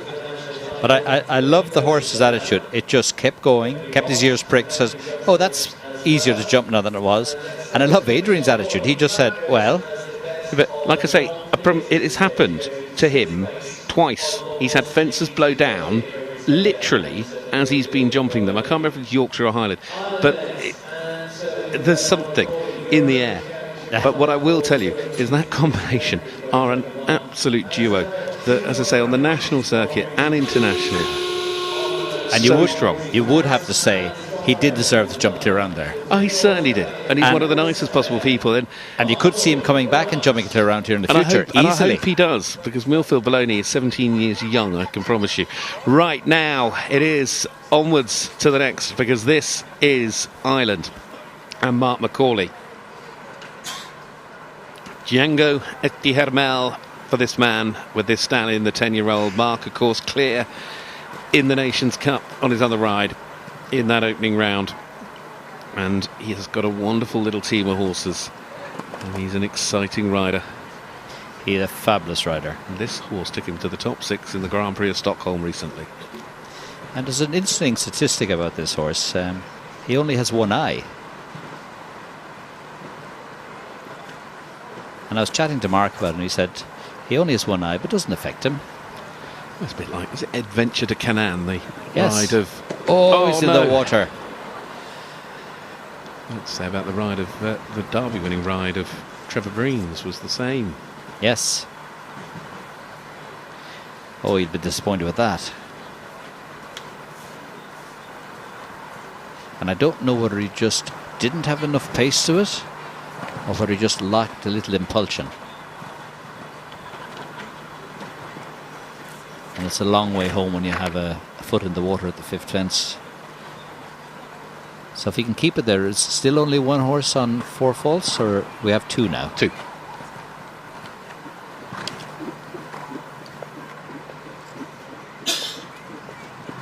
A lot of leg into the double ditches. Depending Very on the good. number of clears, of course, if you get a fast 4 in a class like this, you can still end up with an awful lot of prize money coming your way at the end of it. That is into the middle of the 4s, and that is into 7th there for Mark Macaulay. Gengarish Demel, Adrian Spate with the fastest of the 4s. Now we see the approach to the water, and he was just quiet, waiting on it, and he really backed off. So he did have a good distance, but the horse just backed off when he saw it and landed on the tape. Get a good idea of what the weather's doing at the moment, looking at the water. Yes. Little shake of the head. What a shame. Just that foot when you leave all the fences up that you've got to jump up and over, but it's the water that catches you out. Now to France. France, of course, have had a clear from Gregory Cotard. Next up is Bruno Garat riding here with United Sunhoop. Some very good rounds in a couple of the big Grand Prix down in Saint-Tropez. This stallion, 15 years of age. So 20 horses left to go, and 5 clears from the first 20 horses. 3 on 4 faults, and some very unlucky rides where you said should have jumped clear round. It isn't always amazes me in this sport as well. You can see at the beginning of a class sometimes a good run of clears as they leap out of the combination, a good run of clears, and then you're reminded that it isn't that easy, and it goes the other way. Now he had a little bit sticky through the combination, but he's got him up in front of the leg. Oh, sliding down, but the planks all coming off, and the horse straight back up on their feet. Rider will just stay down for a minute just to make sure they're okay. You could see them roll away to the side. And of course, there is a doctor, in fact, Annabeth, stood right next to them there, and they're already heading their way, but the horse looks to be absolutely A-OK. They're based out there in the middle of the arena, so they'll ensure that, of course, Bruno, you can see that really did hurt, and that you can understand. One of the things with those planks, as with all of modern kit in show jumping, and it looks spectacular when the horses slide through them, but they're designed just to fall away in an instant, aren't they? And they're actually a lot lighter than they used to be. The whole way the sport has gone is gone for safety. Absolutely. And he was just after he jumped the water, he was getting organised, and then the horse slipped, and I think when the horse slipped he sort of rolled on his leg a little bit, so it looked very sore when he landed, but then he got up, and it's... Well, as you can see, perhaps not able to walk away, but was certainly up on his feet, and has been taken out by the medical team there to go to the medical room just to be checked over. But the crowd, they're amazing, the British public. It hasn't mattered that it is absolutely pouring with rain. Look at them under umbrellas, under their hoods, smiling, having fun, and enjoying the sport we all love, John Ledingham. Absolutely. And I was chatting to the course designer earlier in the week, and he said when this ring gets rain, it's even better than when it's dry. So as far as the horses are, the ground conditions are absolutely perfect. Yeah, the conditions on this arena, yes, we spy you.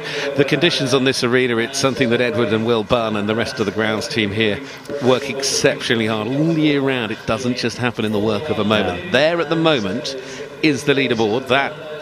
They are the 5 clear rounds. Amanda Ladamlad for Killy, Gregory Cotard and Coquin Duval. Francesco Totorello with Made in Richtehop, Pedro Vinis and Nimrod de Musazed, and Fabio Livas da Costa with Iliex. So Sweden, France, Italy, and 2 for Brazil. There on the right is Nick Skelton. Nick, of course, is a 4-time winner of this class in the past and partner of this lady, one of the best lady riders in the sport, a lady that has been part of a team gold medal winning performance for the USA in Hong Kong, Beijing. She was on the team that took the silver in Tokyo, and she's won a championship team gold at the Worlds in 2018. She is a fabulous athlete. It is Laura Kraut, and this ride, this nice-looking mare, only a 9-year-old though, is called Bisquetta. And I say only 9 because this will be a big step up here today. It is a big step up, but no better lady in the saddle. And not alone is she a fantastic rider, as a coach, and she's so generous with her knowledge and so helpful to riders on the way up. She's one of those lovely, lovely people. And I tell you, between Nick and she, they can pick a jumper. This is a jumper. It might be 9, but it is absolutely gorgeous. Oh, went a bit green at the water, had a look, dropped the head, and there was no way back from there. And when you see the height she got on that rustic oxer after the plank, wow. And that's where the inexperience comes in, though, at 9. It does. And interesting, some other riders that had a mistake, they tipped their hat. But Laura's saying, no, we've got to finish this track. We need you in the ring because you're coming back here. She's not going to the ditches, is she? No, she just wanted, I think, just to jump a few more to put the confidence back in and make sure, like you say, they know they're ready for what the future holds. But they'll have learnt something from today, and it's just sadly not worked out for them. I'd be putting that name in my notebook to say, watch this name in the future. I'm making a note right now. Bisquetta. Bisquetta. 9-year-old mare by Bisquette Baloo. Do you think she might have missed the season's hunting in Ireland? Well, you're the Irishman, so I'll leave that one with you. I think. Still, the USA will have their last winner, being Beezy Madden, back in 2015, as in fact Laura, despite the numbers still left to go, was actually the last of the American riders. Now to Great Britain's Guy Williams. Guy riding here with Devil van der Jopihova. Of course, Guy, a Derby winner. He won a team bronze for the British team in the past. In fact, this is the horse's daughter recently won team bronze at the Youth Europeans. So he's borrowed it. Good, and it's jumped really well from all week. He's been jumping clear rounds in jump offs, but not today. The white horse goes. Just interesting with the water when it's raining, how much it changes what the horses see when you've got all that. When you've got all that splash on the water. I think he saw his shoe go out in front of him as well there. He did. Well, sadly, I think once the shoe had come off, Guy knows, because they're using studs in their shoes, obviously, to help with the grip on this surface. So he has had to retire. Well, I could also just confirm, of course, Bruno, of course, who we saw have the fall a moment ago, his horse has just gone out to the back and had a full check over by the veterinary team here, and I can report is absolutely A-OK, 100% fit. So, and there you saw the shoe flying off. Well, not what Guy would have wanted to end his day, I am sure, but still, at the moment, no British clears. The salute. So Italy. So 5 clears so far, going forward to the second round. And next up, it's the turn of these two. It's Giampiero Garofolo riding Max van Lent-Charan. Rides in the uniform of the Italian Air Force. Jumped a lovely clear in the first round of the Nations Cup, but today it's the first fence that goes down. And I mean, the canter was there, it was nice, and it was just maybe a little casual. But it is a 160 vertical.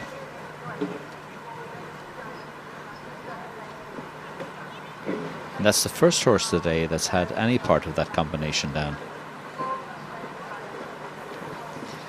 Yeah, the combination's almost been a give, which is the most unusual comment I think I've made.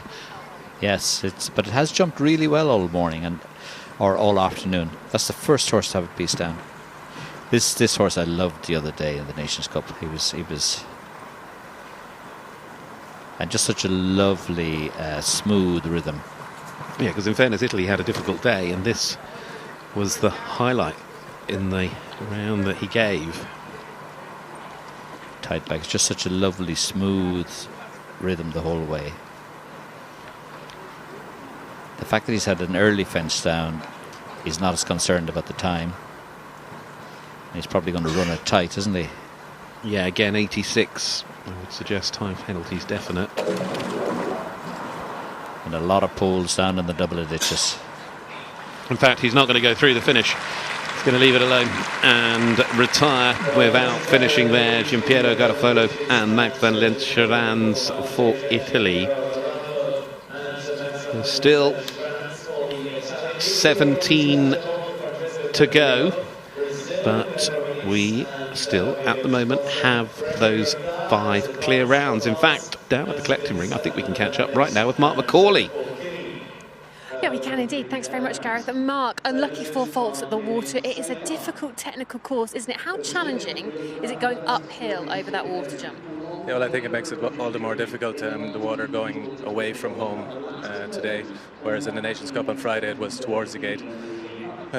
So naturally the horses maybe drop a bit behind your leg going away from the gate, and then it's harder to get them up in front of you, and then they see the water obviously up the hill, and then they hold themselves off the water, and that's what happened with my horse today. And then he maybe jumped a bit too high, and he put one foot back in the water. Very, very unlucky for him. He's a young horse. He's only 10.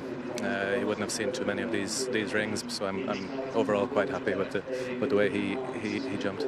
Thanks very much. Appreciate that. Thank you. Interesting words from Mark. Still, as I said, we're not done yet. 17 still to jump. At the moment, there's 5 clear rounds. Who else is going to join them and be in that jump off of the Longines King George V Gold Cup? If you stay with us, you'll find out. We'll be back in a moment or two.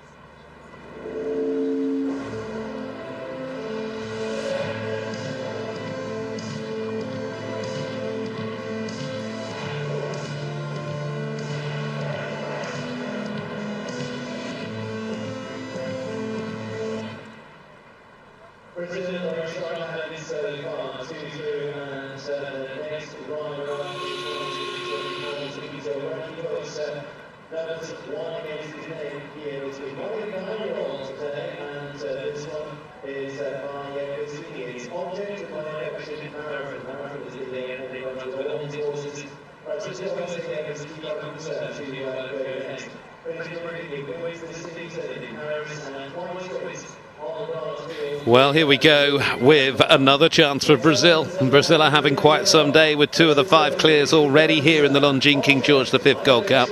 Next up, a man that celebrated his birthday with a win here yesterday when he took his 2nd win in the Speed Classic for the 2nd time in 2 years. If he doesn't hurry up, he's going to go over the countdown before the start here, which might not help him when it comes to the time allowed.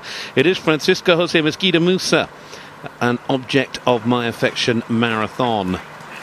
He would have cut that awfully tight. The 45 seconds, when the klaxon sounds, you have a 45-second count to get through the start. Otherwise, the time starts going up all on its own. Yes, and he's no trouble with his first line. Oh, that white horse with the water behind it has fallen down a lot today. And it is big, and it is quite empty. And the gap between the lower pole and the next pole are just not the same. I was looking forward to a clear run from this horse. We'll just have to wait a little bit longer. I just love that canter. I love the whole picture of lightness and energy.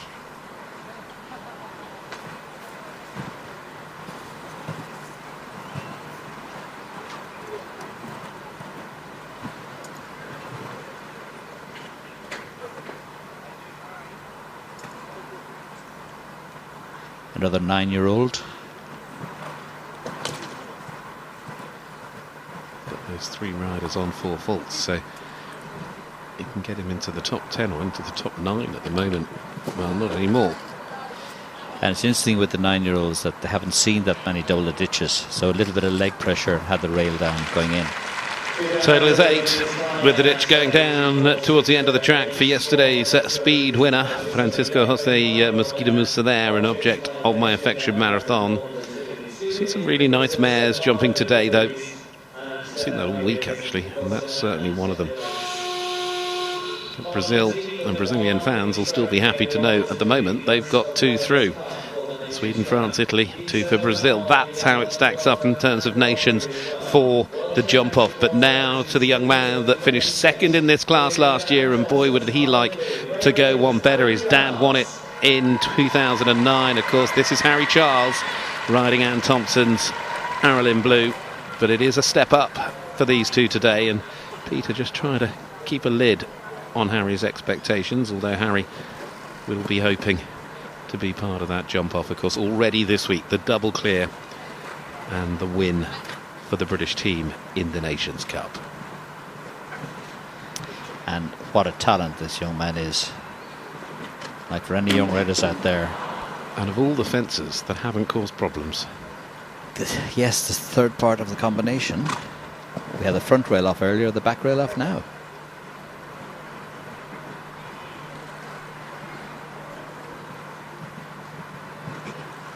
But as I was saying before that fence fell down, that for any young riders out there looking for an example of the lower leg, of balance, of focus, this guy would be a good idol.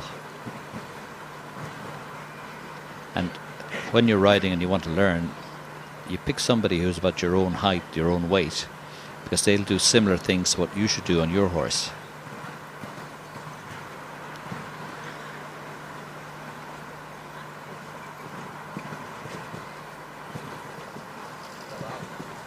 He will be really, really disappointed because he will. He'll probably be quite hard on himself. Well, the last has gone as well, which sadly makes it a total of 8 for a rider, of course, that is such a big part of British jumping. He's the world number 21 currently. He was part of that British team that took the bronze medal and qualified the British for Paris's Olympic Games, and that was at the Worlds last year. And most importantly, in so many respects, he jumped a double clear here the other day that helped Great Britain to win that Nations Cup for the first time since 2010. But he's got a long, long career in front of him and many, many more chances to come back and try and win this one. Well, his dad did say he had to wait until he was 48 to win it. Yeah, his dad didn't win it till, 2009 on Merckers Pall Mall H. Well, this is another man who has a father that may not have won this, but has certainly been a big part of the sport, because now it's the turn of Johann Sebastian Gulliksen, and this is Equine America It's Me de Salus. But this again is another younger one. It's only 9, and therefore perhaps a bit green. And he's not the first horse to have the second fence today. That's the 4th time it's fallen down.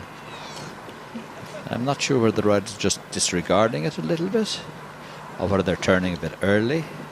It does have this sort of, the colours go across the fence on that one, which I always sometimes wonder, rather than the pole colours, the stripes going round the pole, they go across the pole.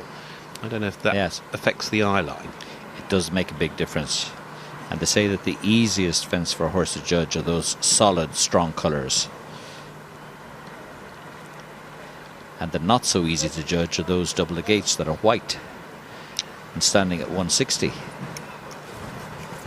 Jumped them well. He did.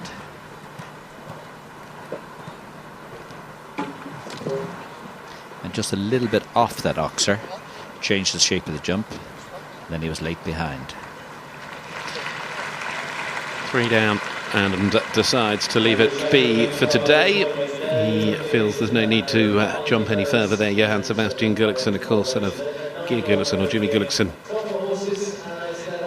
Top Norwegian riders. Of course, they've all ridden on European Championship teams. This, though, we have now another chance for Germany here. This is Kendra Kolisovnikov, riding In Time. This 10-year-old mare by Biscayo, out of a Tangelo Madasuta mare. And this partnership, who jumped very well. They were on the Nations Cup team that stood on the podium in Rotterdam.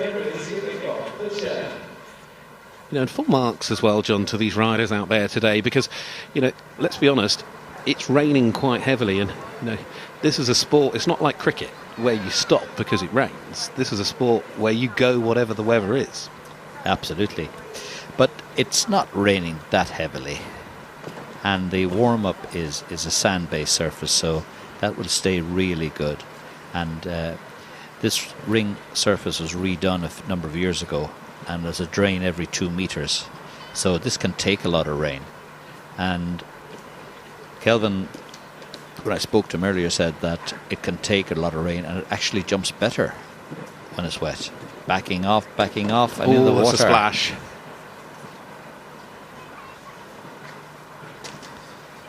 But I sometimes wonder that when you have a water jump like that and it is raining and you're getting the water splashing in the water, does that affect the horses?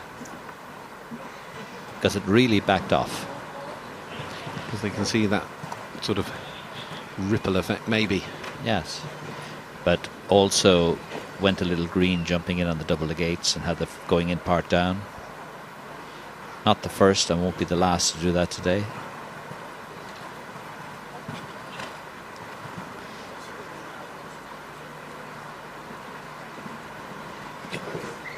Leg.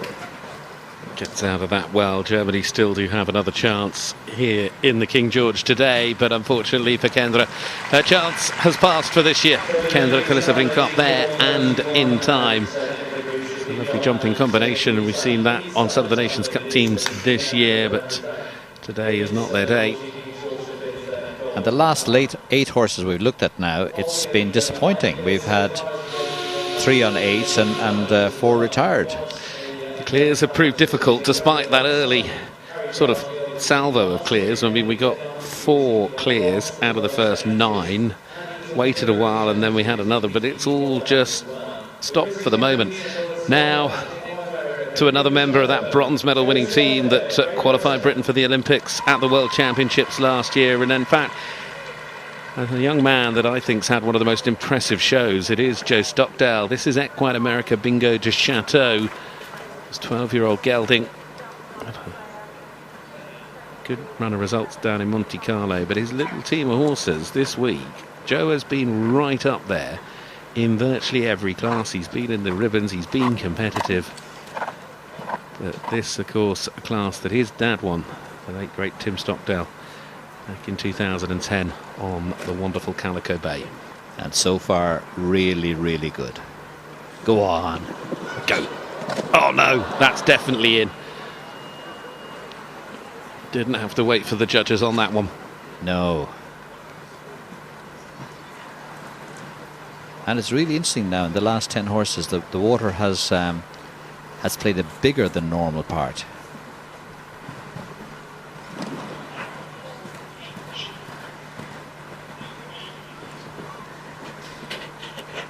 That double the gates again. So the early analysis of the course, where we said it was big, technical, and long, is proving to be accurate. Oh dear. Just off stride as he approached that double of water ditches, and that is enough for Joe and Equine America Bingo de Chateau. Disappointing end to what has, as I say, been a really impressive run of classes here. He's got some really nice horses in his yard. It was great to see him this week on the likes of Candleford. He really backed off on the water. Yeah, no, it was... Joe was really strong to keep him going there, but then just went high and put a foot back on the tape. Yeah, the plasticine all just breaking apart. The water judges don't like that when they break up all the plasticine. It takes longer to rebuild. It does, and they've got to photograph all those and put them away and replace them. Yeah, so I hope they brought enough with them today. There's always lots that might just take a moment before they're ready for the next one. As you can see, they've had to perhaps call for a few spares now. Wonder is it like a jigsaw where they have to make sure they fit? Yeah, well, they're going to go to work down there, and that, of course, Joe Stockdale and Equine America Bingo de Chateau. And as I said, those are the clears at the moment. You've got those 5 clears. Joe, who is one of 4 riders in this class, as I mentioned earlier, whose dad has won this class. And we're going to see another one of those in a moment. As Joe leaves on Bingo de Chateau, the next to go will be a Whittaker, because it's going to be the turn of Robert Whittaker in a moment. You just see they're just having to make a couple of little repairs, so there is just a little bit of a hold. So they're still repairing that. While they're repairing that, it's interesting in the ring that how many of the assistant course builders are from different countries. So we've got 7 different countries here. And I'm sure out there in the audience as well, there's a huge number of people that have made the trip, not only from every part of the UK, but from many, many visitors as well. Truly international. And they're really bearing up under the rain, because it's certainly blowing a little bit out there at the moment. And when is this next clear going to come? Will it be with this man who's next up? Because now it's the turn of Robert Whittaker. Of course, his dad has won it on 3 occasions, and the only father-son combination ever to win it was Robert and Harvey Smith. Robert, actually, son of Harvey, has won it 3 times, like John has, dad of Robert here. Enough of that. This is the turn of Robert Whittaker and Caroline Blatchford's Vermento. And it's been great to see how these two have now found their way back into British teams. Recently in Falsterbo. Had a good rub there.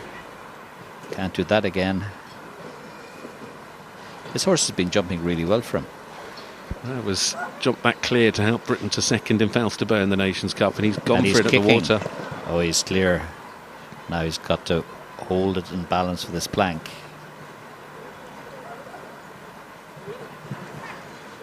Now the next big test are these double the gates.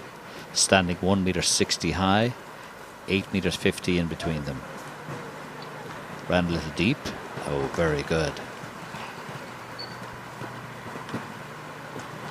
So far, so good. Tight around the Irish bank, and just 4 fences to go. A little bit off that. Time should be fine. He's kept a nice That's rhythm. good. Come on, Zach. Get out of there, Robert. Come on down to the last. Just the final fence to go, and there you have it, Robert Whittaker and Vermento give Great Britain the clear they've been waiting for. The crowd absolutely love that. Well, could it be the year for Robert? Could he follow and do what his dad's done 3 times? Well, you wouldn't bet against him. And that at the moment is the clear for the British number 6. He got away with a rub or 2 though, didn't he?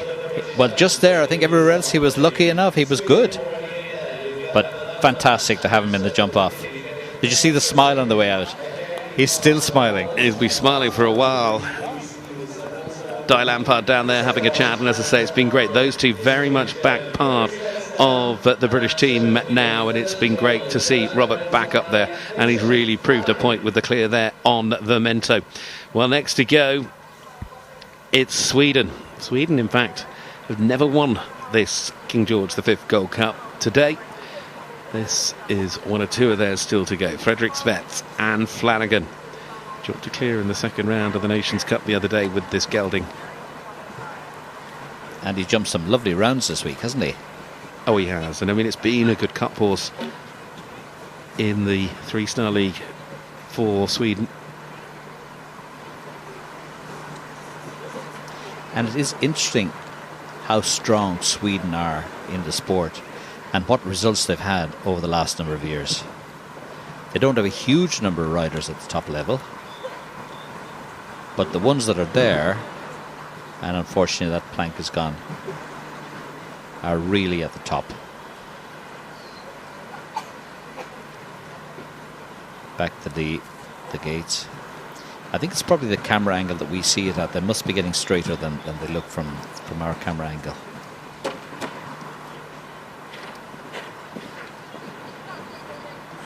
Rolling coming back round that Irish bank.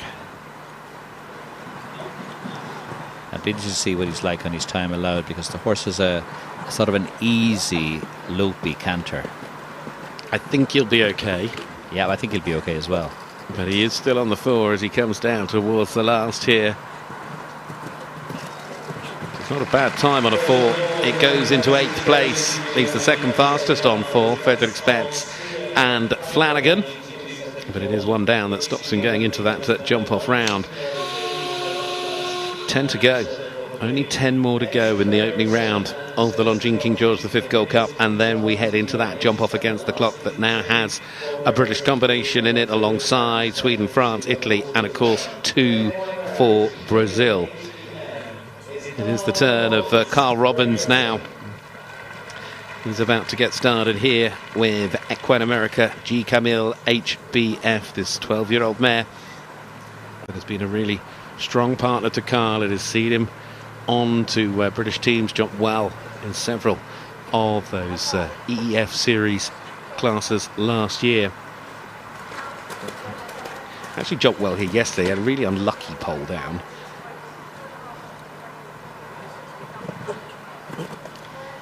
He did, and he was a little tense on that first line. Just needs to relax a little bit. You can't jump these big fences when you're tense in your body.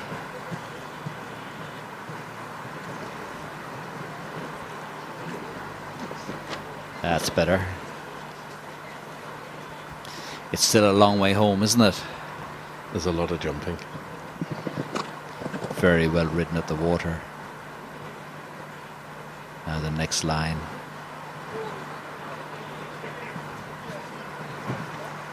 Now the next big problem. It just keeps coming.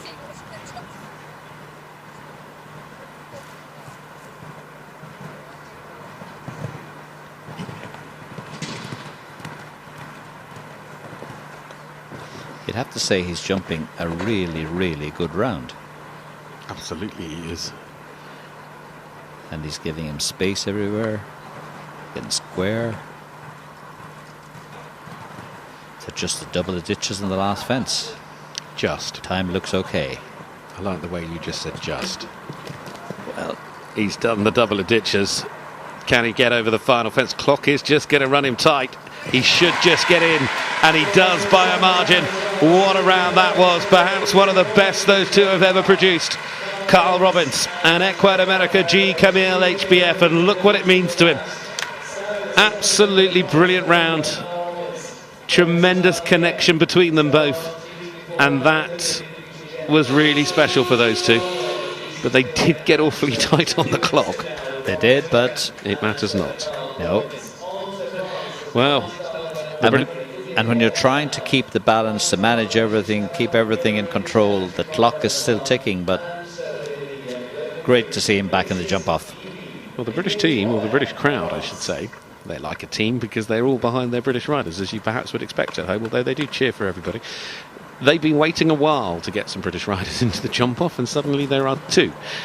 And now there are 7 in all, because next up it is France, and this is a man with plenty of experience. He's jumped at the Europeans, jumped really well in 2021, and he was on the winning Nations Cup team here last year for France. It is Olivier Robert and Iglesias DV, the stallion, the 10-year-old.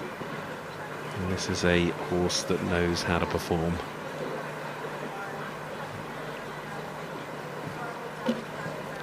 Had a little rub there, but got away with it.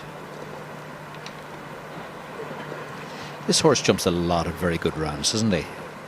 He really does. He jumped a beautiful double clear to help them to win the Nations Cup down in Gola Minore in Italy a couple of months ago. Oh dear, he backed right off coming to the plank. How did he do that?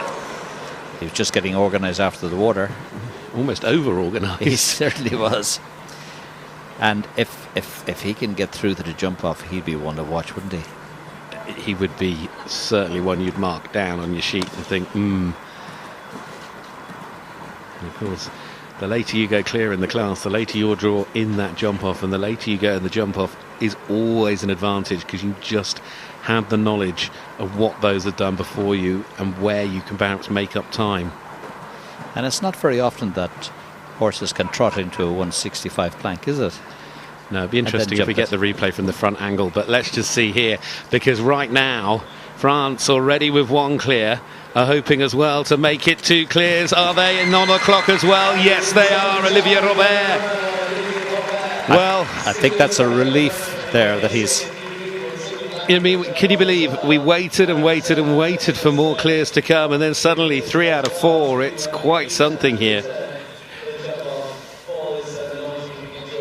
So, at the moment, there are the clears. Sweden, France, of course, have got 2. Italy and Brazil with 2.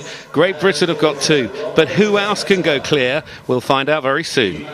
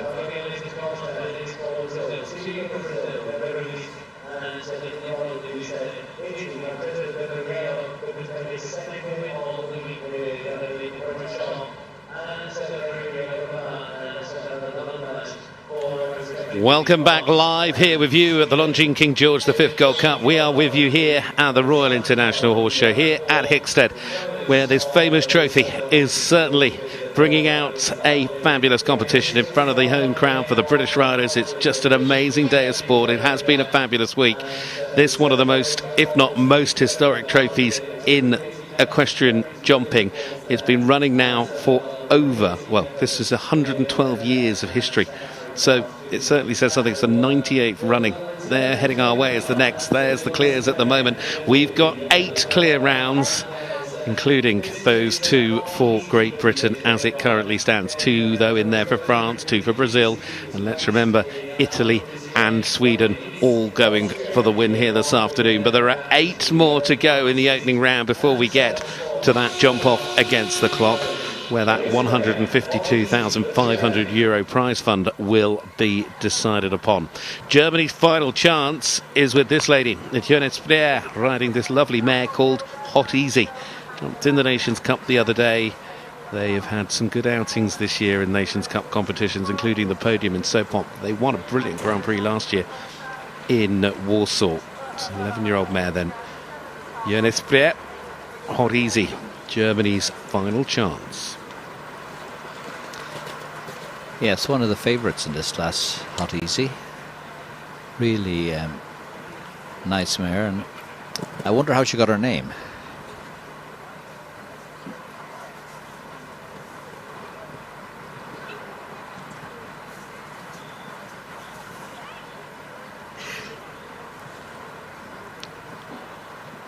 Really nice. Really lovely. Now she's got to move up around the turn to this water. You can see with her contact, she's always taking her forward. This mare loves to go forward.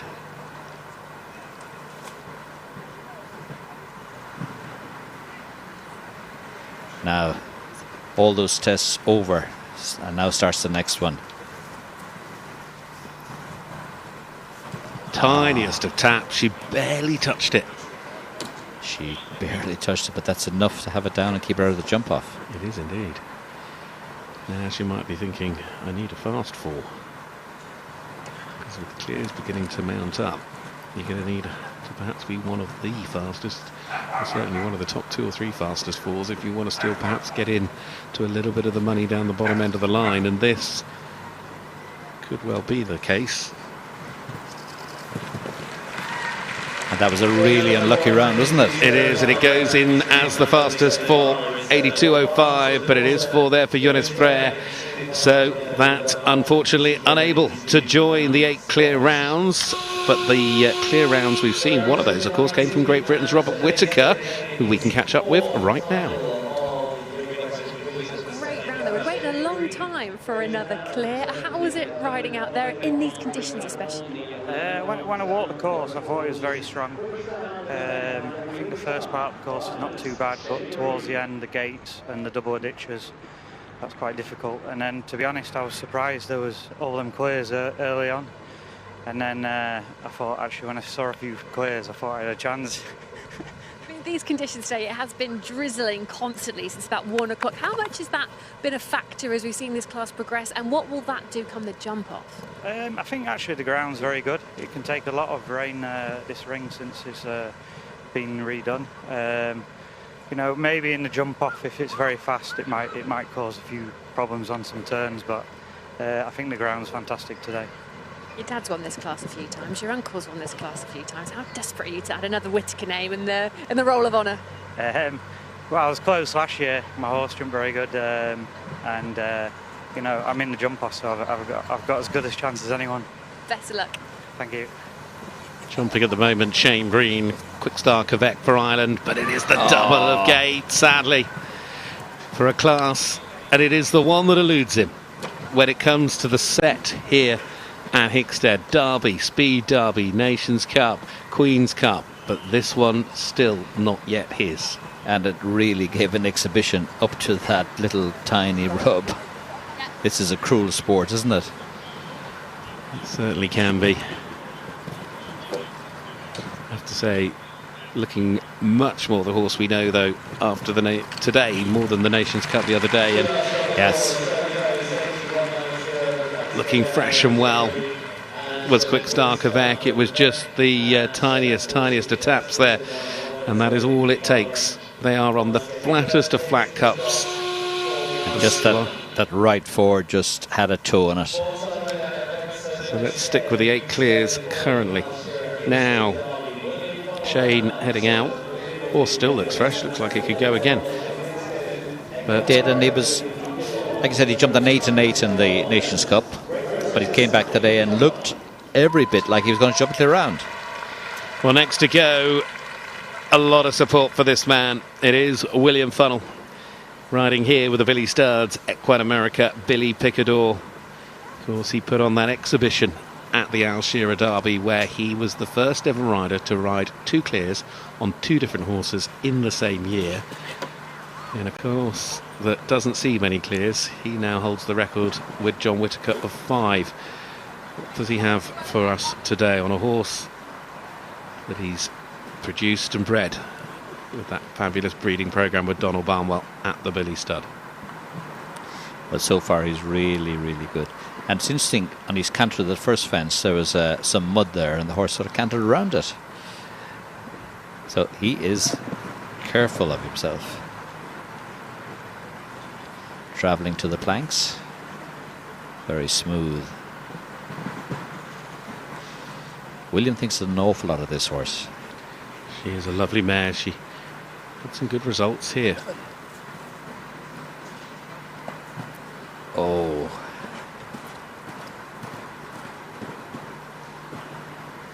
And he's good on his time. Just giving him lots of space. Giving it plenty of space to get square. Doesn't want to make the same mistake as Richard. Oh! Almost looked like it's sort of she tried to jump across it a little bit. Yes.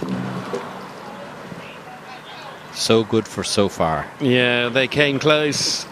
They almost got there, but not at the end of the round. It is those two fences that have gone down.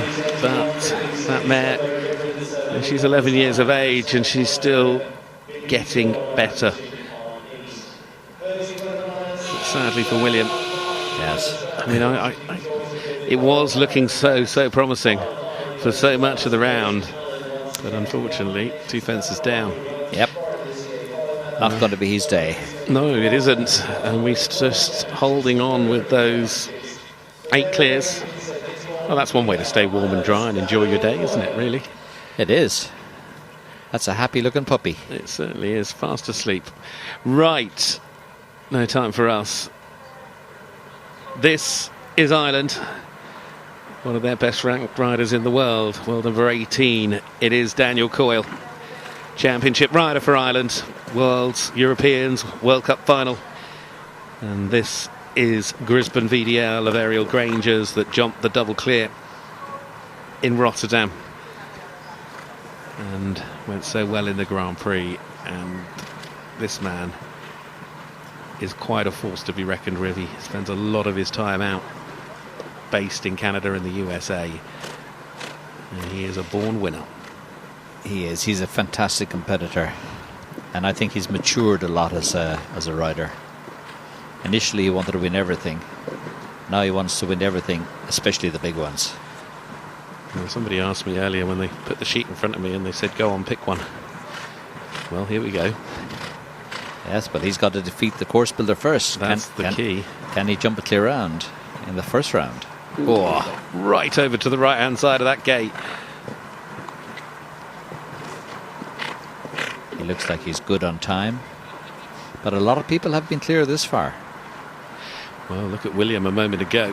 He was clear to this point. Now, and a lot of people have been clear as far as this. Yeah, and this is the bit which they won't always have seen before. Interesting how he just... Time is running tight. 86 is the time allowed. He's going to get close to it. Is he going to get in? He has got in. And Ireland are in and through. They've got their clear. And it's Daniel Coyle and Gisborne VDL that stand their chance today to step into history. The last Irishman to win this was Billy Toomey on Lizzie Mary back in 2016. Is it Daniel Coyle's year? I mean, that was judged to perfection. Or was a little bit lucky, which way you want to take it, but I'll go with perfection. I'd say he left it really tight. Let's just tell him, if 85.91, he was 9/100ths of a second inside the time allowed. Wow. If he hadn't have pushed like he just did there through the finish, Michael Blake, of course, first to congratulate him, the Irish chef to keep and team manager, as he comes out. There we go. Well, he did enjoy that. A big cheer here. Yes. And, of course, such a talent going so late, but now is another real talent. Of course, it is the Olympic champion rider and a man that played such a key role in Britain's victory in the Nations Cup here the other day. It is Ben Maher, but today he went with the 9-year-old, stepping up its first 5-star Grand Prix for Enju de Gussan of Pamela Ride and Charlotte Rossiter's. It's a horse he thinks a huge amount of, and as he said, you reach a point when they feel good, they feel ready, you've got to give them a go. Absolutely. I mean, when they have talent, and they've had the mileage to get up there, and they have the confidence, and they have the best man in the world on their back, but not today. No, was that similar to what happened to Harry Charles? That's the second horse in this class to have the... And sometimes when you have big scopy horses, they just over jump the vertical a little bit in the middle, and then ran a little deep on the Oxford front rail, gone. But this is where Ben will, you can see he's just keeping that balance, that rhythm going, because it was about more than just having a fence down this round. If that happened, it happened. He's got to look to next year and to the classes that lie ahead. Yes, and I wonder what the horse saw there, because it sort of did something strange in the air and then drifted and had the back rail down. That's more like it. You can see it's got heaps of talent. It's a really lovely talent for the future, isn't it? I can understand why Ben had the confidence as well to step it up here today. Couple of little moments mean that he's going to come home on a score that will include a time penalty to make it 9. But there's lots of good news there for Ben's team, the British team as well, with that one coming along for the future years ahead. But today finishing on that 9-fault score in a class that currently has 9 clear rounds and 3 more to go in the opening round. 1 for Sweden, 2 for Great Britain here. And we'll go to Sweden next with this partnership. It's a combination ridden by Erika Schwartz-Ryan. The horse is called Madonna. It's an 11-year-old mare. They've jumped some good Nations Cup rounds, double clear in Deauville. Jumped well in Drammen as well in the CSIO 3 Stars. Sweden, of course. Oh, nearly got jumped out there. Oh, I know. I was about to say Sweden gave us that opening clear first to go with Amanda Laderblad. Yes. And sometimes that happens when the tack gets a little wet. It gets slippy. And the grip you thought you had disappears. She's okay now. She's back in balance again. This is certainly keen, isn't it? It's taking her along.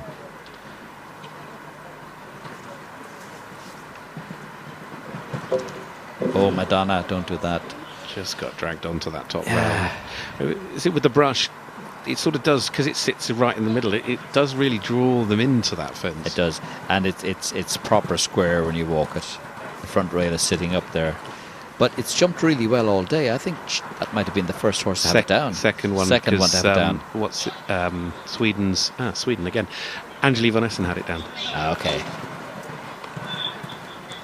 And it's got a bit wild now, but let's calm it all down again before the double ditches.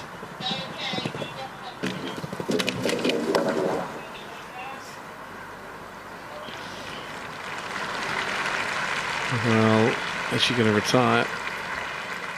I wonder. I think she is. She's given the horse a little pat. That would indicate to me that she has retired. There, Erika Schwartzman-Ryan. Not to be for Sweden, but Sweden do stand that chance, although it'll be tough first to go with their clear, as I said, from Amanda a little earlier. And Sweden, bizarrely, a nation that has never yet won this class in its 97 runnings to date. This man has, though. He's won it on 3 separate occasions, with Ryan's son, with Milton and with Wellham. 86, 90, 97. And then, of course, here, just 2 days ago, it was his clear round that secured victory for the first time since 2010 for the British team. And even that, bringing a tear to his eye in the press conference afterwards. It meant so much to a man that has achieved so much. John Whittaker up next for Great Britain with Equine America, Unique du Framport. And what a cheer he got. I mean, just almost a standing ovation. You've got to admire him, don't you? He's oh, totally. And when he sits on a horse, he probably loses 30 years. Jumped on his first British team back in 1975. And this is looking really, really good. I love the way John can balance a horse. He doesn't try and do it on one stride. But he is unable to get it into the jump off today. His focus is going to turn to his son Robert, I'm sure, who is in. And that's the first time the gates come down in a little while now.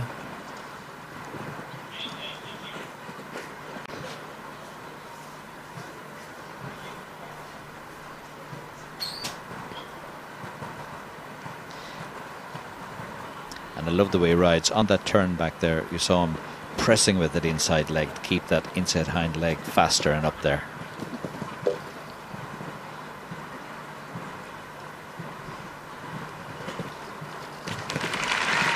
And 8 faults there.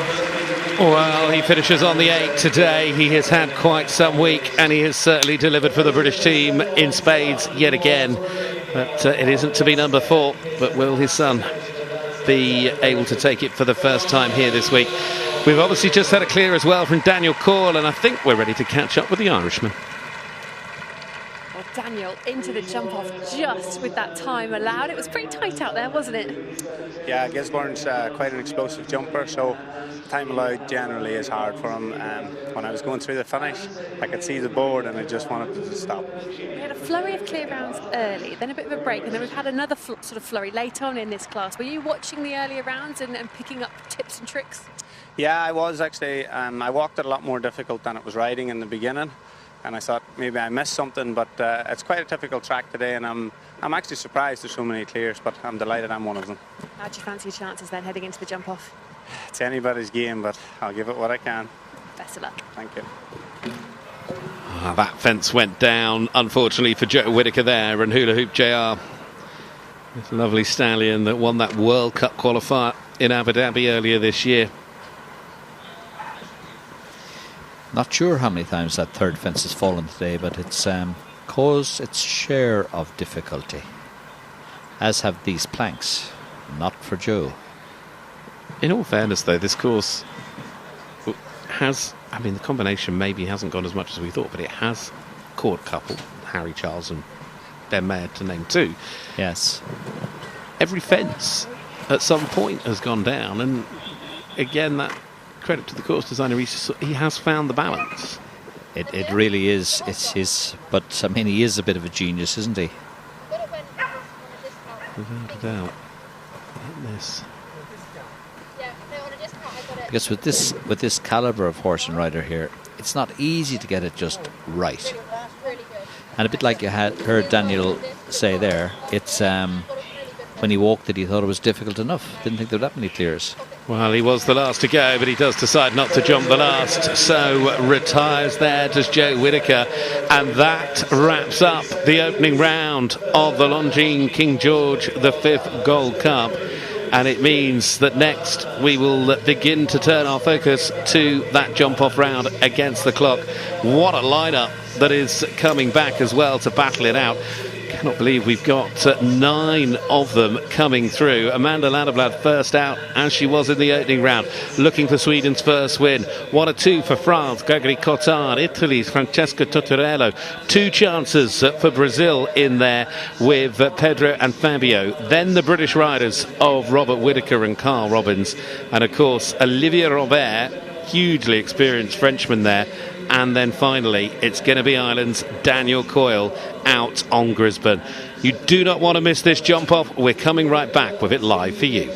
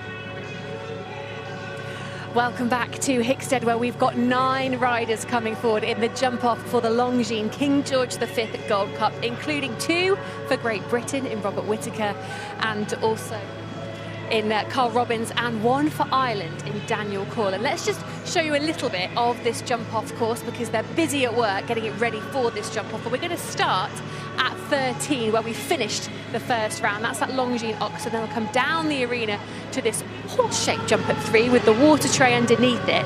The wind is picking up in this arena as well at the moment. We've got the first 2 parts of the Longines treble that we saw earlier on, so that's 4A.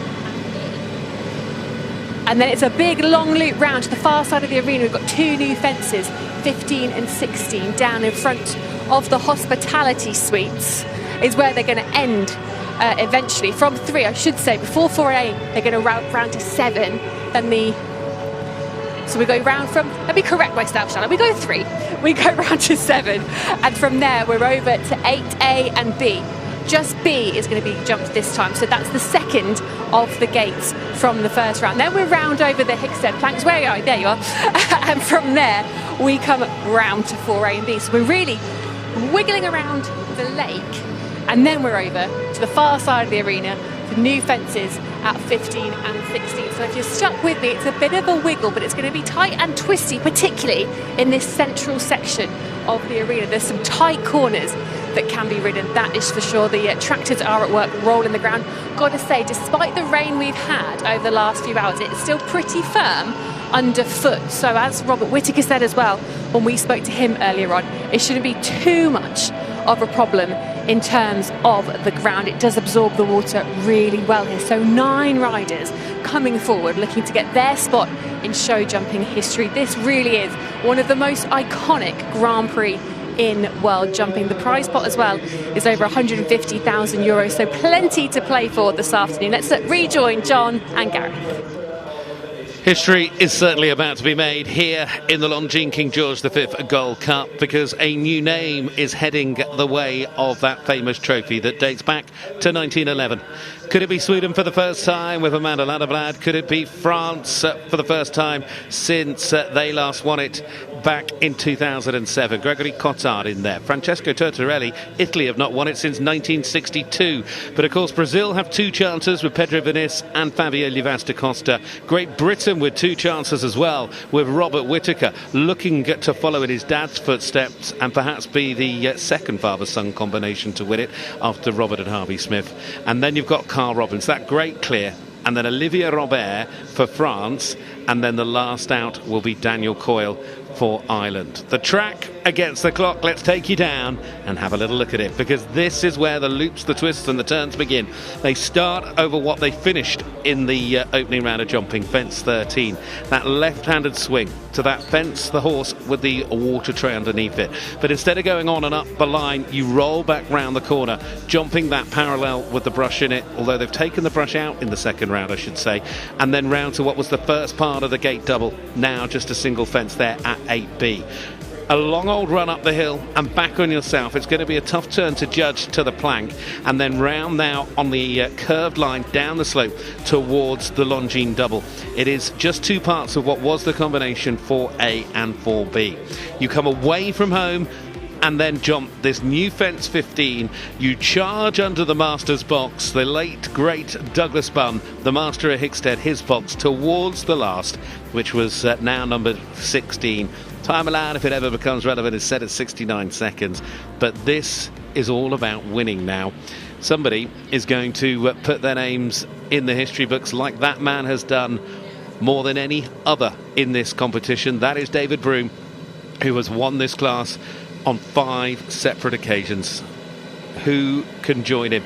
Will it be a moment where the likes of Robert Whittaker follows in the footsteps of Robert Smith, who won it after his dad Harvey Smith did, the only father and son combination? Could it be the day for France where perhaps Olivier Robert or of course Gregory Cotard follow in the footsteps of the likes of Ambric Dupont or Roger Boss, the riders that won it for France in 2007 and 2006? Italy mentioned their last winner back in 1962 was Piero de Inzo on the Rock. He won it back to back in 61 and 62. Ireland, well, you have to look at the last to go and see that Daniel Coyle, a rider ranked inside the world's top 20 on a horse that is in tremendous form, has got the luck of the draw on his side as well. Could it be the day that he scoops this solid gold trophy? It was commissioned by King George and first held in 1911. And despite years, for instance, when the war was on, it got buried in an Italian garden by Conte Alessandro Bertani Casago back between 1939 and 1947, so it was safe from the Germans. Well, apart from that, it's pretty much not missed many years, apart from perhaps the odd exception like COVID.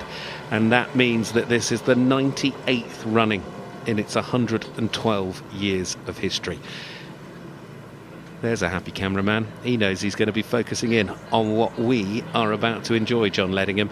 You managed to find your way into the top 3 in this one from what you told me earlier. You know what it's like out there. You know what these horses and riders will be going through in their minds right now. Give everybody a little bit of an insight.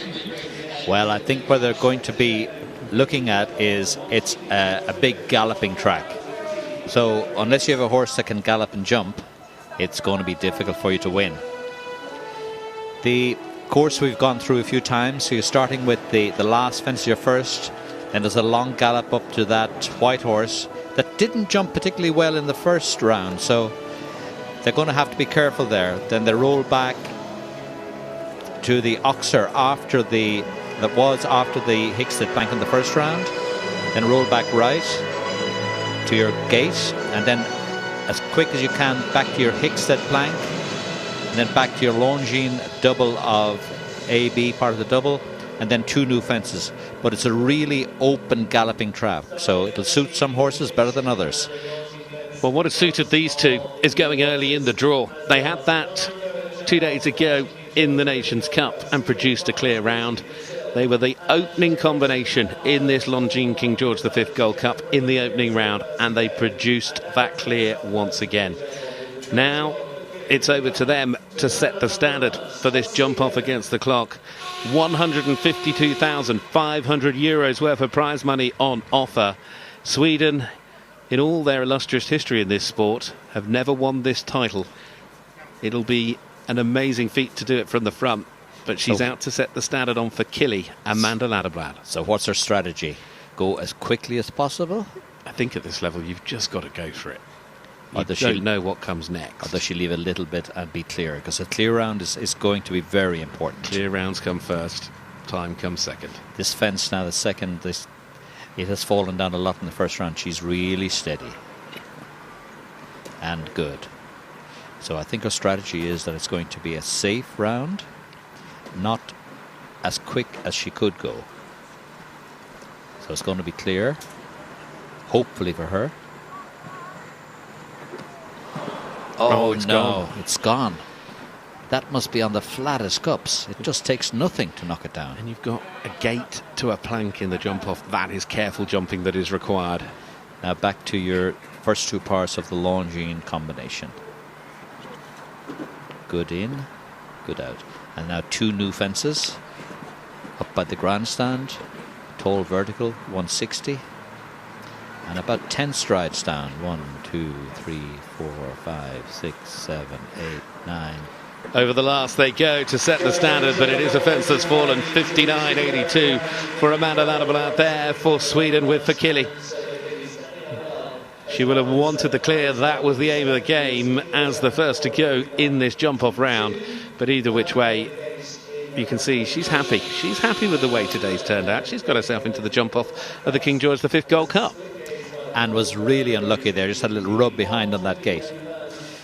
So 59 seconds, 4 faults to beat.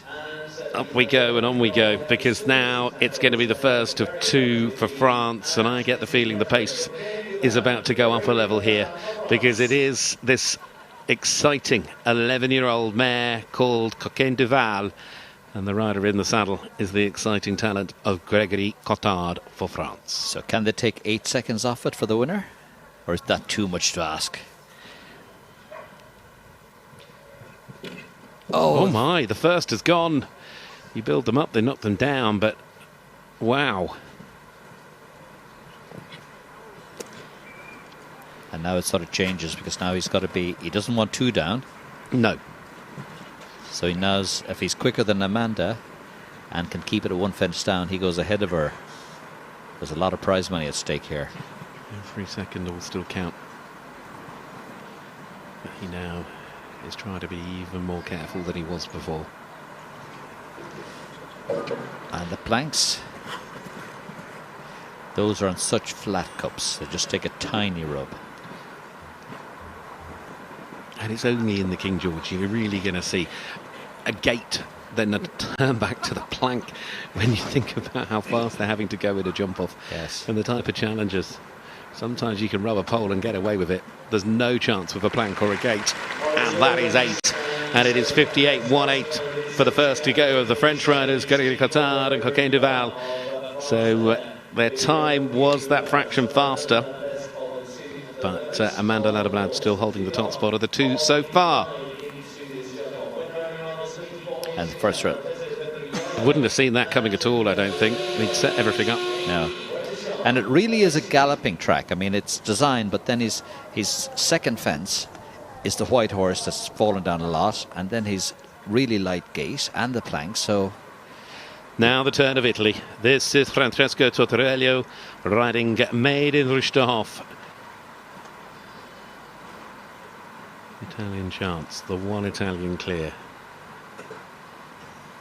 This horse jumped a really, really good first round. Again, I wonder what the instructions have been from the Italian camp. Clear at 1. He's steady to 2. Playing it a little bit careful. He's got to turn back. Jump that oxer, cross the oxer. He's got to move up a little more.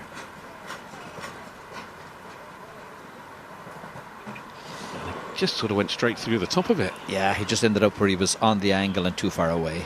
You've got to get a lot closer to that. And this plank as well, you've got to go right the way past it to come back to it, which must make it slightly more difficult as well. Yeah, he's had a rub in it. We can see perfectly from where we're sitting how much of an angle they've got to go past the turn to jump it. Well, out of the double and then towards these final 2 fences where the incline just begins to head on upwards as they head towards that final fence. At this moment in time, he's going to be tight with time over Amanda on that score of 4, and it's a little bit slower. So still the Swedish lady is out in front, Amanda Ladeblad and Fakili, ahead of that man from Italy, Francesco Tortorello and Made in Rushterhof. So, you know, despite fences falling, the order is still getting set here. Yeah, it was really a long way off that plank. And just, as you say, didn't get high enough at all. 3 have gone. 6 left to go in this, the Longines King George V Gold Cup, here at the Royal International Horse Show at the All England Jumping Course here at Hickstead. This amazing facility, originally concepted over 60 years ago by the late great Douglas Bunt, and that has continued to be the centrepiece of British show jumping. Now for Brazil, 1 of 2 in a row. Brazil have only ever won it once before, Yuri Mansur 2017. This time it's Pedro Vinícius, and this is Nimrod de Musazed, the first of the 2 Brazilian chances. And this is an exciting partnership. They've got a huge amount of experience, and this could be good. Now he's moved up on this, but he's got to wait for this tall, light super. The first part of the track, because they're finding it difficult, they're not really as quick as you'd like. And again, well, you know, as we say, time is one thing, but you know, a clear round is suddenly going to be, well, even more valuable. There's a lot of hope stashed to that white gate today, isn't there? They certainly have in the first round. The gates have always been such an integral part of the King George V Gold Cup. They've played their influence over its many, many years, and they're doing that again. But this is going to go into the lead for Brazil because it is the quickest of those on 4. And for the moment, Pedro Vinícius leads. Nimrod de Musazed is out in front. And he knows that door behind him is still wide, wide open. But on a day where those riders are making mistakes and things that, well, you couldn't have imagined to happen have happened, let's see how this all works out. 56.48 on the clock. Pedro Vinis and Nimrod Damusazed. We really need to see somebody now throw down the mantle here, get quick from the start, take some chances and jump it clear round. What about this man, Viviliex, Fabio Lives da Costa, Brazil's second chance, and it comes right now. Still no clears. Yes, that's more like it. No bucking, that slows you down. Yeah, but it's exciting to watch. Yes, he can buck in the field when he's resting. Let's get back jumping. He's got very square on that. He's playing careful. He needs to get very square on this one as well. I think he's trying to jump all the fences, jump it clear around, and then say, okay, you've got to beat the course builder, and then go faster than me. Giving himself as much space. He was right the way over to the Irish bank on the turn back to the planks. Again, got straight.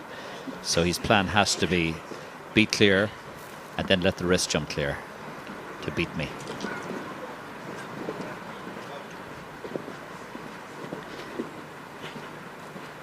It's a real steady second round. If you want to win it and you want to be first to jump the clear, but he hasn't done it. He lost the stride to the last. Oh, well, his time, 61.19. He's nowhere near on the clock because he was going for the clear, and what happened there, we'll hopefully get a different angle in a moment. But well, he changed his mind, and he just ended up 3 miles away. And how tempting is it, John? Because obviously a lot of what you do when you're riding a horse it is instinct. You've got to go a little bit with the instinct, but you have plans, you've got things set. Where does that line come? I wonder, halfway down the line, he looked at the clock and thought, I'm going to be over the time allowed, because that's the only explanation for doing that.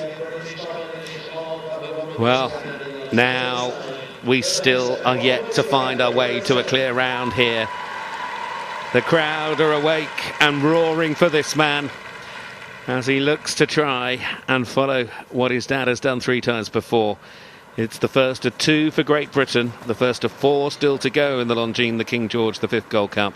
Robert Whittaker, Caroline Blatchford's Memento. So I wonder how long the discussion was between John and Robert before this jump off. Short. Get in and win. Looking quick enough. He's jumped across this a bit. Come on, Robert. Let him run. Be careful. Come on, Robert. Again, he's got to go past the turn a little bit. Keep him straight.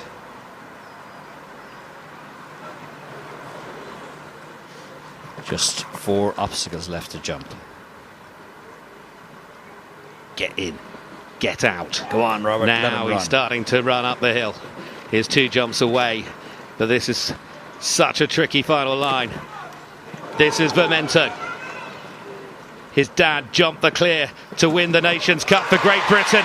Is that the win for Robert Whittaker in the King George V Gold Cup? Will he be only the second son of another winner to lift this famous gold trophy? His dad has won it 3 times before. Is it Robert Whittaker's year? That was brilliant on Memento. Well, 56.70 the time and clear. Well, he's definitely thrown down the gauntlet now. Oh, look what it means to John, Di, William. They're all there. Now, game on. 3 to go. And let's just refresh where that references Robert in the order, because yes, we know it puts him in first, but the time was the 56.70 was nearly as quick as Pedro's time with the fence down. So there is time in this course, but we know how hard it is to jump a clear. Now to the second British rider, Carl Robbins, Equine America, G. Camille, HBF, who have jumped one of the rounds of their career together to put themselves in this position. So far he's on target. I mean, Robert, I think, probably did as much as he could do. He jumped a fabulous clear, and while he left about 3 seconds on it, he is clear and he is in the lead. Come on, Carl. Make this a good day. Oh, not to be. He was trying to be careful. You could see Yes. he just began to take a couple of half faults. And another one gone. Well, okay, it hasn't worked out in the jump off, but that was a cracking opening round on a day where many others couldn't find their way to jumping a clear. He did. Not in the jump off, sadly. It is the 12, but he has still shown his class. Carl Robbins and Equine America GKM HBF. And then there were two. Wow, Robert Whittaker guaranteed a top 3 finish. He leads at the moment. Great Britain, who haven't won this class on home soil since 2013 when Ben Mayer won it on Triple X 10 years ago. You think we waited the other day from 2010 to 2023 to get a British team to win the Nations Cup. You know, is it the years that waits come to their end? We will find out. Well, I think there's a Frenchman and an Irishman who might have something to say about that. There is indeed, and that's where I was going next, because France and this man. And he is so quick. He is, and he's full of experience. He knows this ring as well. Robert just watching on from the balcony. In fact, he's just to the right of us in the commentary box here. And they have the advantage. They know exactly what they have to do. Olivier Robert next up in this jump off of the Longines King George V Gold Cup. Iglesias DV, the second chance for France. 56.70 the time to beat. He looks like he's going quite steady, John. Very steady. And now looks like he wants to get this out of the way. And it doesn't work out for him. It doesn't work. That's There's unbelievable. Only Robert Whittaker guaranteed second. It's going to be a straight battle between Ireland and Great Britain. It's like going back to Friday. I don't think I've ever seen Olivier ride that slowly. It was like he was almost nervous about that fence. Wow. That is incredible. So,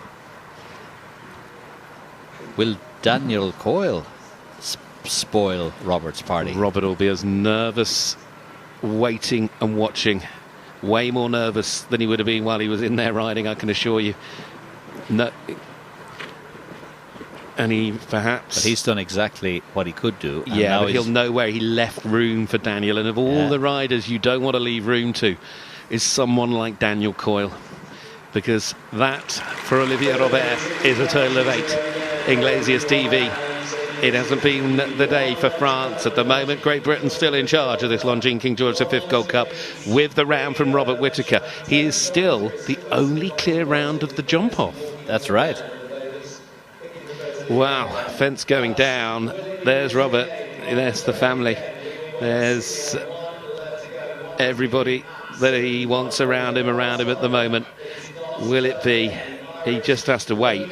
But I mean, Daniel Coyle is going to go last on Brisbane VDL. Daniel, as we know, spends his time, he's based, of course, he rides for Ariel Grange and based out in Canada, in America. He is an out-and-out winner. But Daniel is at his best when it's an almost impossible task. What Robert has left him is not an impossible task. There's the doors open, he's got time to make it right, and that's a harder thing to do. Because can he just do enough to sneak ahead and be very safe? We will find out, because here we go. Robert Whittaker and Vermento lead. They are the only clear in a time of 56.70. The last out is for Ireland, a man ranked inside the world's top 20, a championship rider, Daniel Coyle, with Ariel Grange's 12-year-old stallion Gisborne VDL. The last of the Longines King George V Gold Cup. If he has a fence, it's over and it's Robert's. Otherwise, it's going to be a race to the line. So he's up on a good rhythm. Wait. Turn back. So already he's a little quicker. But he has to jump a clear round. This is where it gets tricky. And he's having to play careful. Wow, that's super. And again, he's got to be careful. Hickstead planks coming up on flat cups, 165 on the angle. It's gone. Robert Whittaker wins the Longines King George V Gold Cup, and that is it. He has followed in the footsteps of so many in the history books of this famous class, including his dad that has won it 3 times. On a day where there was only one that could jump it double clear. Jumping the last for the 8 is Daniel Coyle. He will finish in 7th. But he has done what he has only but dreamt of doing. His dad, a 3-time winner, and now in 2023 it is Robert Whittaker who wins the King George. The first father and son combination since Robert and Harvey Smith to do what they've done today. Well, hats off to Robert, and I'm not sure who enjoyed that more, Robert or you. What a performance that was. Was everything. Brilliant news for the British crowd that have been here to watch. It's certainly been a week where British show jumping has shown itself off at its very, very best. And in a year where Robert and that horse have been brought back into the fold because of how they've been performing by Dylan Pardon, and then just to go and prove it and win such a historical class. That's a fantastic achievement for him, because as we saw today, the course was difficult, it was big, the conditions weren't exactly ideal with that rain, but what a performance. To be the only double clear, he had to play it safe, but he had to play it careful. And look, there he is at the top of the line in the Longines King George V Gold Cup. It is Brazil that finished in second with Pedro Vinícius and Nimrod Demuse, and what a performance. Full marks to Amanda Landerblad and for Killy to come home in 3rd here today. I have to say that is quite some result as well. It is, and when I went to Robert when he won, I mean, he was swarmed by family. I mean, there must be 50 Whittakers, cousins, first cousins, uncles, aunts. Well, let's head down. Hannah, go and grab him. Trying, Gareth, but oh my goodness, there is so many people. There we go. We'll get him exactly right. Robert's going to stand you in front of that marvellous horse. I mean, your reaction sort of said it all as you leapt out of the commentary booth up there. Just how much does this victory mean to you? It's amazing, you know. My dad bred the horse. I'm getting all emotional now, but you know, my owners bought him off my dad. We've put a lot of work in over the years, and to win this is amazing. He is a beautiful, beautiful horse. I mean, your family is so tight-knit, so close. For you and your dad to have done something that hasn't been done since the Smiths did this all those years ago. You really are a show jumping dynasty. We know that. What did your dad say to you, out of curiosity, before the jump-off? We wondered if you'd maybe had a couple of words. Well, he wasn't in the jump-off, so he was talking to me, and he gave me a bit of advice. If he's in the jump-off with me, don't say a word. What was his advice today? I think basically he said they're not jumping it very well, and just make sure you miss, you know, try and take your time a little bit and don't overcook it. I think a lot had the gate down. Williams said be careful at the gate. So I just, you know, I had it. I wasn't fast, I was beatable, but, you know, obviously I was the only double clear, I think.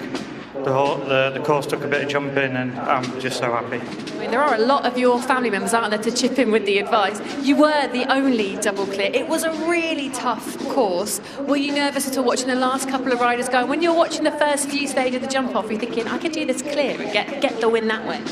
Yeah, I think some days it just goes in your favour a little bit, and, you know, today he felt so good. He jumped the first round so good. He jumped the jump off. He jumped it so good. Everything was in my favour today, and I'm just so happy. Will there be a big Whittaker party tonight now? They're all going home, thank God. Well, we'll let you go and enjoy the victory. Very well done. You've won the King George V Gold Cup, Robert. Thank you. What a moment for Robert Whittaker. What a moment for the Longines King George V Gold Cup as he signs his name into that history books. And John, let's have a little look at this round again. I mean, it was a day where jumping came first. You had to be careful. Absolutely. And when you saw the way he set the horse up to jump that white horse, I mean, he was absolutely perfect. And again there, I mean, the horse is 1.5 feet in the air. He's got leg on, he's got roundness, he's got power, but he kept him in the air. When he looks back at this round, he's going to be very proud of what he did today. And what a lovely story as well that Dad bred this horse, and that was something I hadn't actually realised. And what an amazing thing that I know how hard Robert's worked with this horse. Yeah, and they built that relationship. And like in the jump off, he hasn't come within a foot of a fence. He's absolutely in the clouds. Such an exciting round of jumping to see, and there we have it. Like, he deserved to win that. What a performance.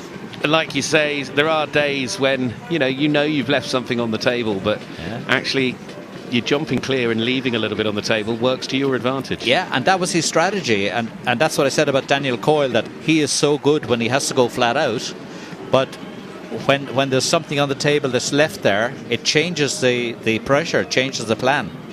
What an amazing result for Robert Whittaker and Vimento, and for John. He's got quite used to punching the air this week, hasn't he? It's a good feeling. It is a good feeling. Well, what a story it has been. Certainly Whittaker, name, if it hadn't already been so famous in the world of jumping, has been the name of the week here in so many respects with what we've seen. And for the first time since 2013, when Ben Mayer and Triple X won this, Great Britain are back on top in the Longines King George V Gold Cup, courtesy of Robert Whittaker and Caroline Blatchford's Vimento. And you know, what a great story as well. Not only was it homebred, of course, having a really supportive owner that was willing to buy the horse and then keep it with Robert and let Robert produce it and bring it through. And that must be so rewarding. Oh, very rewarding. And any show that the home nation win the Nations Cup and the Grand Prix, what a performance from the home nation riders. Really amazing, just fantastic. It certainly is. Great news. Again, another really strong die. Will be over the moon knowing how well that jumped on the Nations Cup in Falsterbo, and then watching it jump a double clear here. She knows with the Europeans coming up, she's got a lot to think about, because Great Britain have actually got some really strong horses at the moment for her to be able to choose from. If they all stay fit, sound and well, as we would hope they would, it could be exciting times. And he's at the in-gate looking at the band in the ring, and the band are in full sight, and he's saying, I'm not going in there with that band. No, well, they're going to have to go in there with that band, because they're going to play the anthem in a minute. So. Yeah, and those stallions are like that. They're always watching. They're always saying, what's happening? I'm quite happy here with the herd. And well, hopefully in a moment, one of the other riders will give them a lead, I'm sure. I think Vimento's like, well, I've done my job. Here we go. Pedro's like, well, I'll give you a lead. It's fine. We'll take you in. Come on. We'll take you in. There we go. I mean, full marks to Pedro Vinis and Amanda Lalibert. Let's hand you down there, because Hannah's down there on the arena floor. Over to you, Hannah. I certainly am. I think Vimento thought, my work here is done. I don't need to go back in that arena. But look at this moment. Robert Whittaker has been waiting for this his whole career. It's been the one class, the one big lesson here that has eluded him here at Hickstead, following in the footsteps of his dad, who won it all the way back in 1997. But you saw the emotion. We spoke to him earlier and just how much this means to Robert, and it does wrap up a super weekend for British riders and for the Whittaker family. As you mentioned, Gareth, John Whittaker riding Team GB to victory in the Nations Cup, and then Robert getting the victory here today. It is a victory that means so very much, and I think we might even see some more tears when he finally gets his hands on that presentation. There's going to be one seriously big lap of honour as well a little bit later on. So John, Gareth, we are so looking forward to seeing Robert Whittaker actually lifting this trophy, aren't we? Absolutely we are. This solid gold trophy, as we said a few times. It is one, if not the most historic. There cannot, John, be many trophies in this sport that started out 112 years ago. I'd say there are none, and none that have had the history of that trophy where it was buried underground for years. Yeah. It's amazing, the story behind it, and the story of the horses that have won it, the riders that have won it, the owners that have owned those horses, the joy that trophy has brought to so many people, and all the spectators here today who stayed in the droves. They're still here, to watch the level of competition of jumping, the standard of horses. It was a difficult course, so you have to take your hat off to the course designer. And then you have to applaud the riders that were clear. Well, it is time for the national anthem of Robert Whittaker and Vermento as winning nation, Great Britain. Well, I thought it was about to be the national anthem. Well, we're not quite there yet, or maybe we are. My apologies. So, it is the national anthem for Great Britain, for Robert Whittaker and Vermento, winners of the Longines King George V Gold Cup.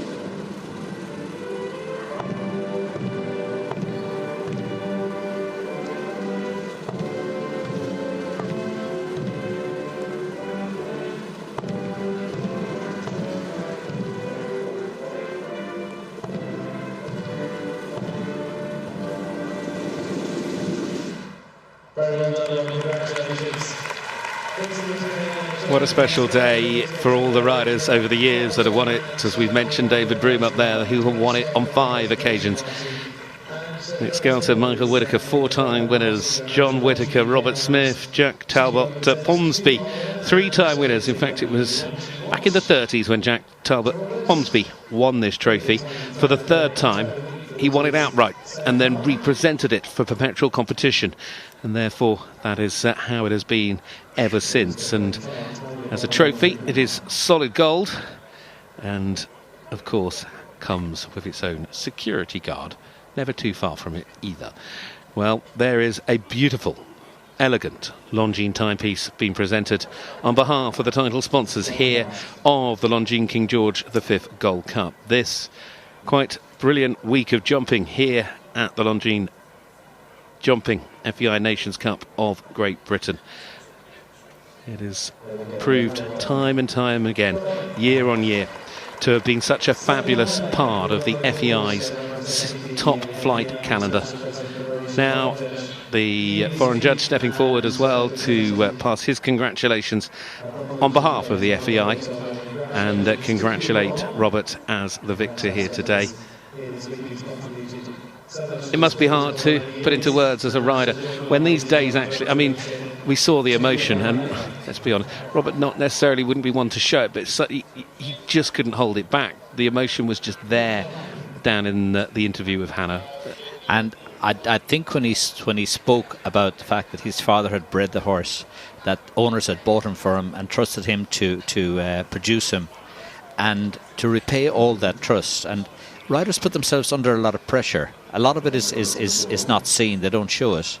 But the relief that all the work, all the planning comes to a stage where you actually win the Grand Prix, the King George V Gold Cup in Hickstead at the CSAO, that relief is where the emotion comes. Well, there it is, the solid gold King George V Gold Cup. Martin Clunes, the president of the British Horse Society, of course, this their official horse show, stepping out to congratulate Robert and say well done to he and Vermento as they become the winners of the 2023 Longines King George V Gold Cup.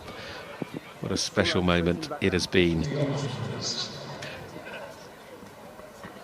Well, John, what a day. Let's hand you all back down there to this hallowed turf and to the presentation of this Longines King George V Gold Cup, as we'll say goodbye up here and hand you back to Hannah. John, Gareth, thank you very much. Excellent work. We're still trying to get the perfect photo up between Robert Vermento and the King George V Gold Cup. Martin Clunes, not one to speak easy. There we go. We've got that moment, haven't we? And Robert has got his hands on that trophy. Huge congratulations to Robert Whittaker and Memento. They have won the Longines King George V Gold Cup here at Hickstead. They've got their name in the history books and in some style too. From all of us here, it's goodbye.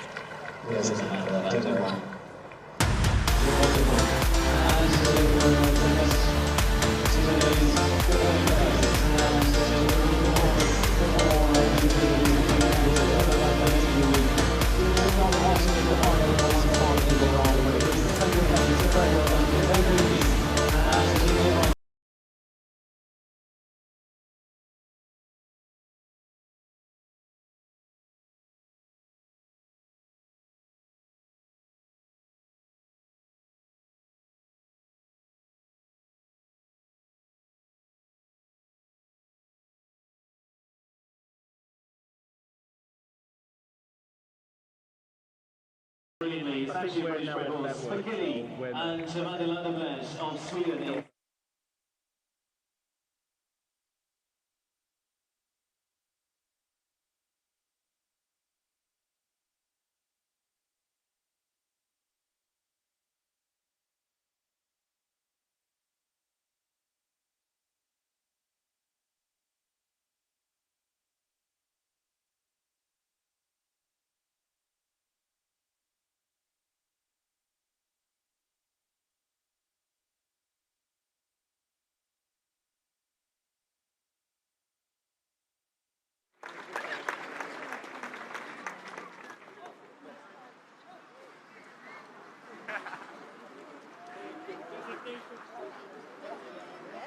Fifth place, and this is a terrific horse, I can tell you. Alex and Fabio Sicosta for Brazil finishing in fifth place, I tell you.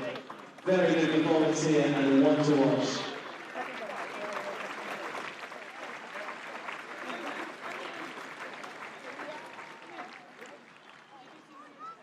And sixth place to France, to Gregory Cotard, and Jorge Clément finishing in sixth for the French.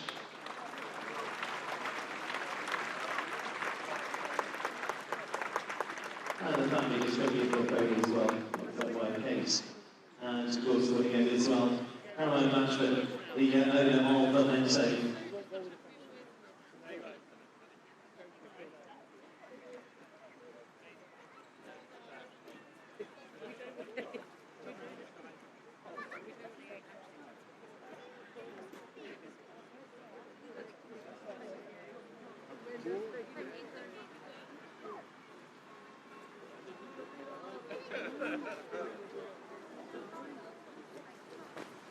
Well, ladies and gentlemen, a wonderful afternoon. Thank you so much for joining us. I know the weather could have been a little bit kinder, but hopefully we've given you plenty of joy and warm up. You've seen some of the best sport around, and it's great to see it here as part of the 5-star for the Nations Cup here at the Longines Royal International Horse Show. So, to complete the week, we set them on the lap of honour. What a week it's been for the Whittakers. The winner of the Longines George V Gold Cup, Robert Whittaker, Memento.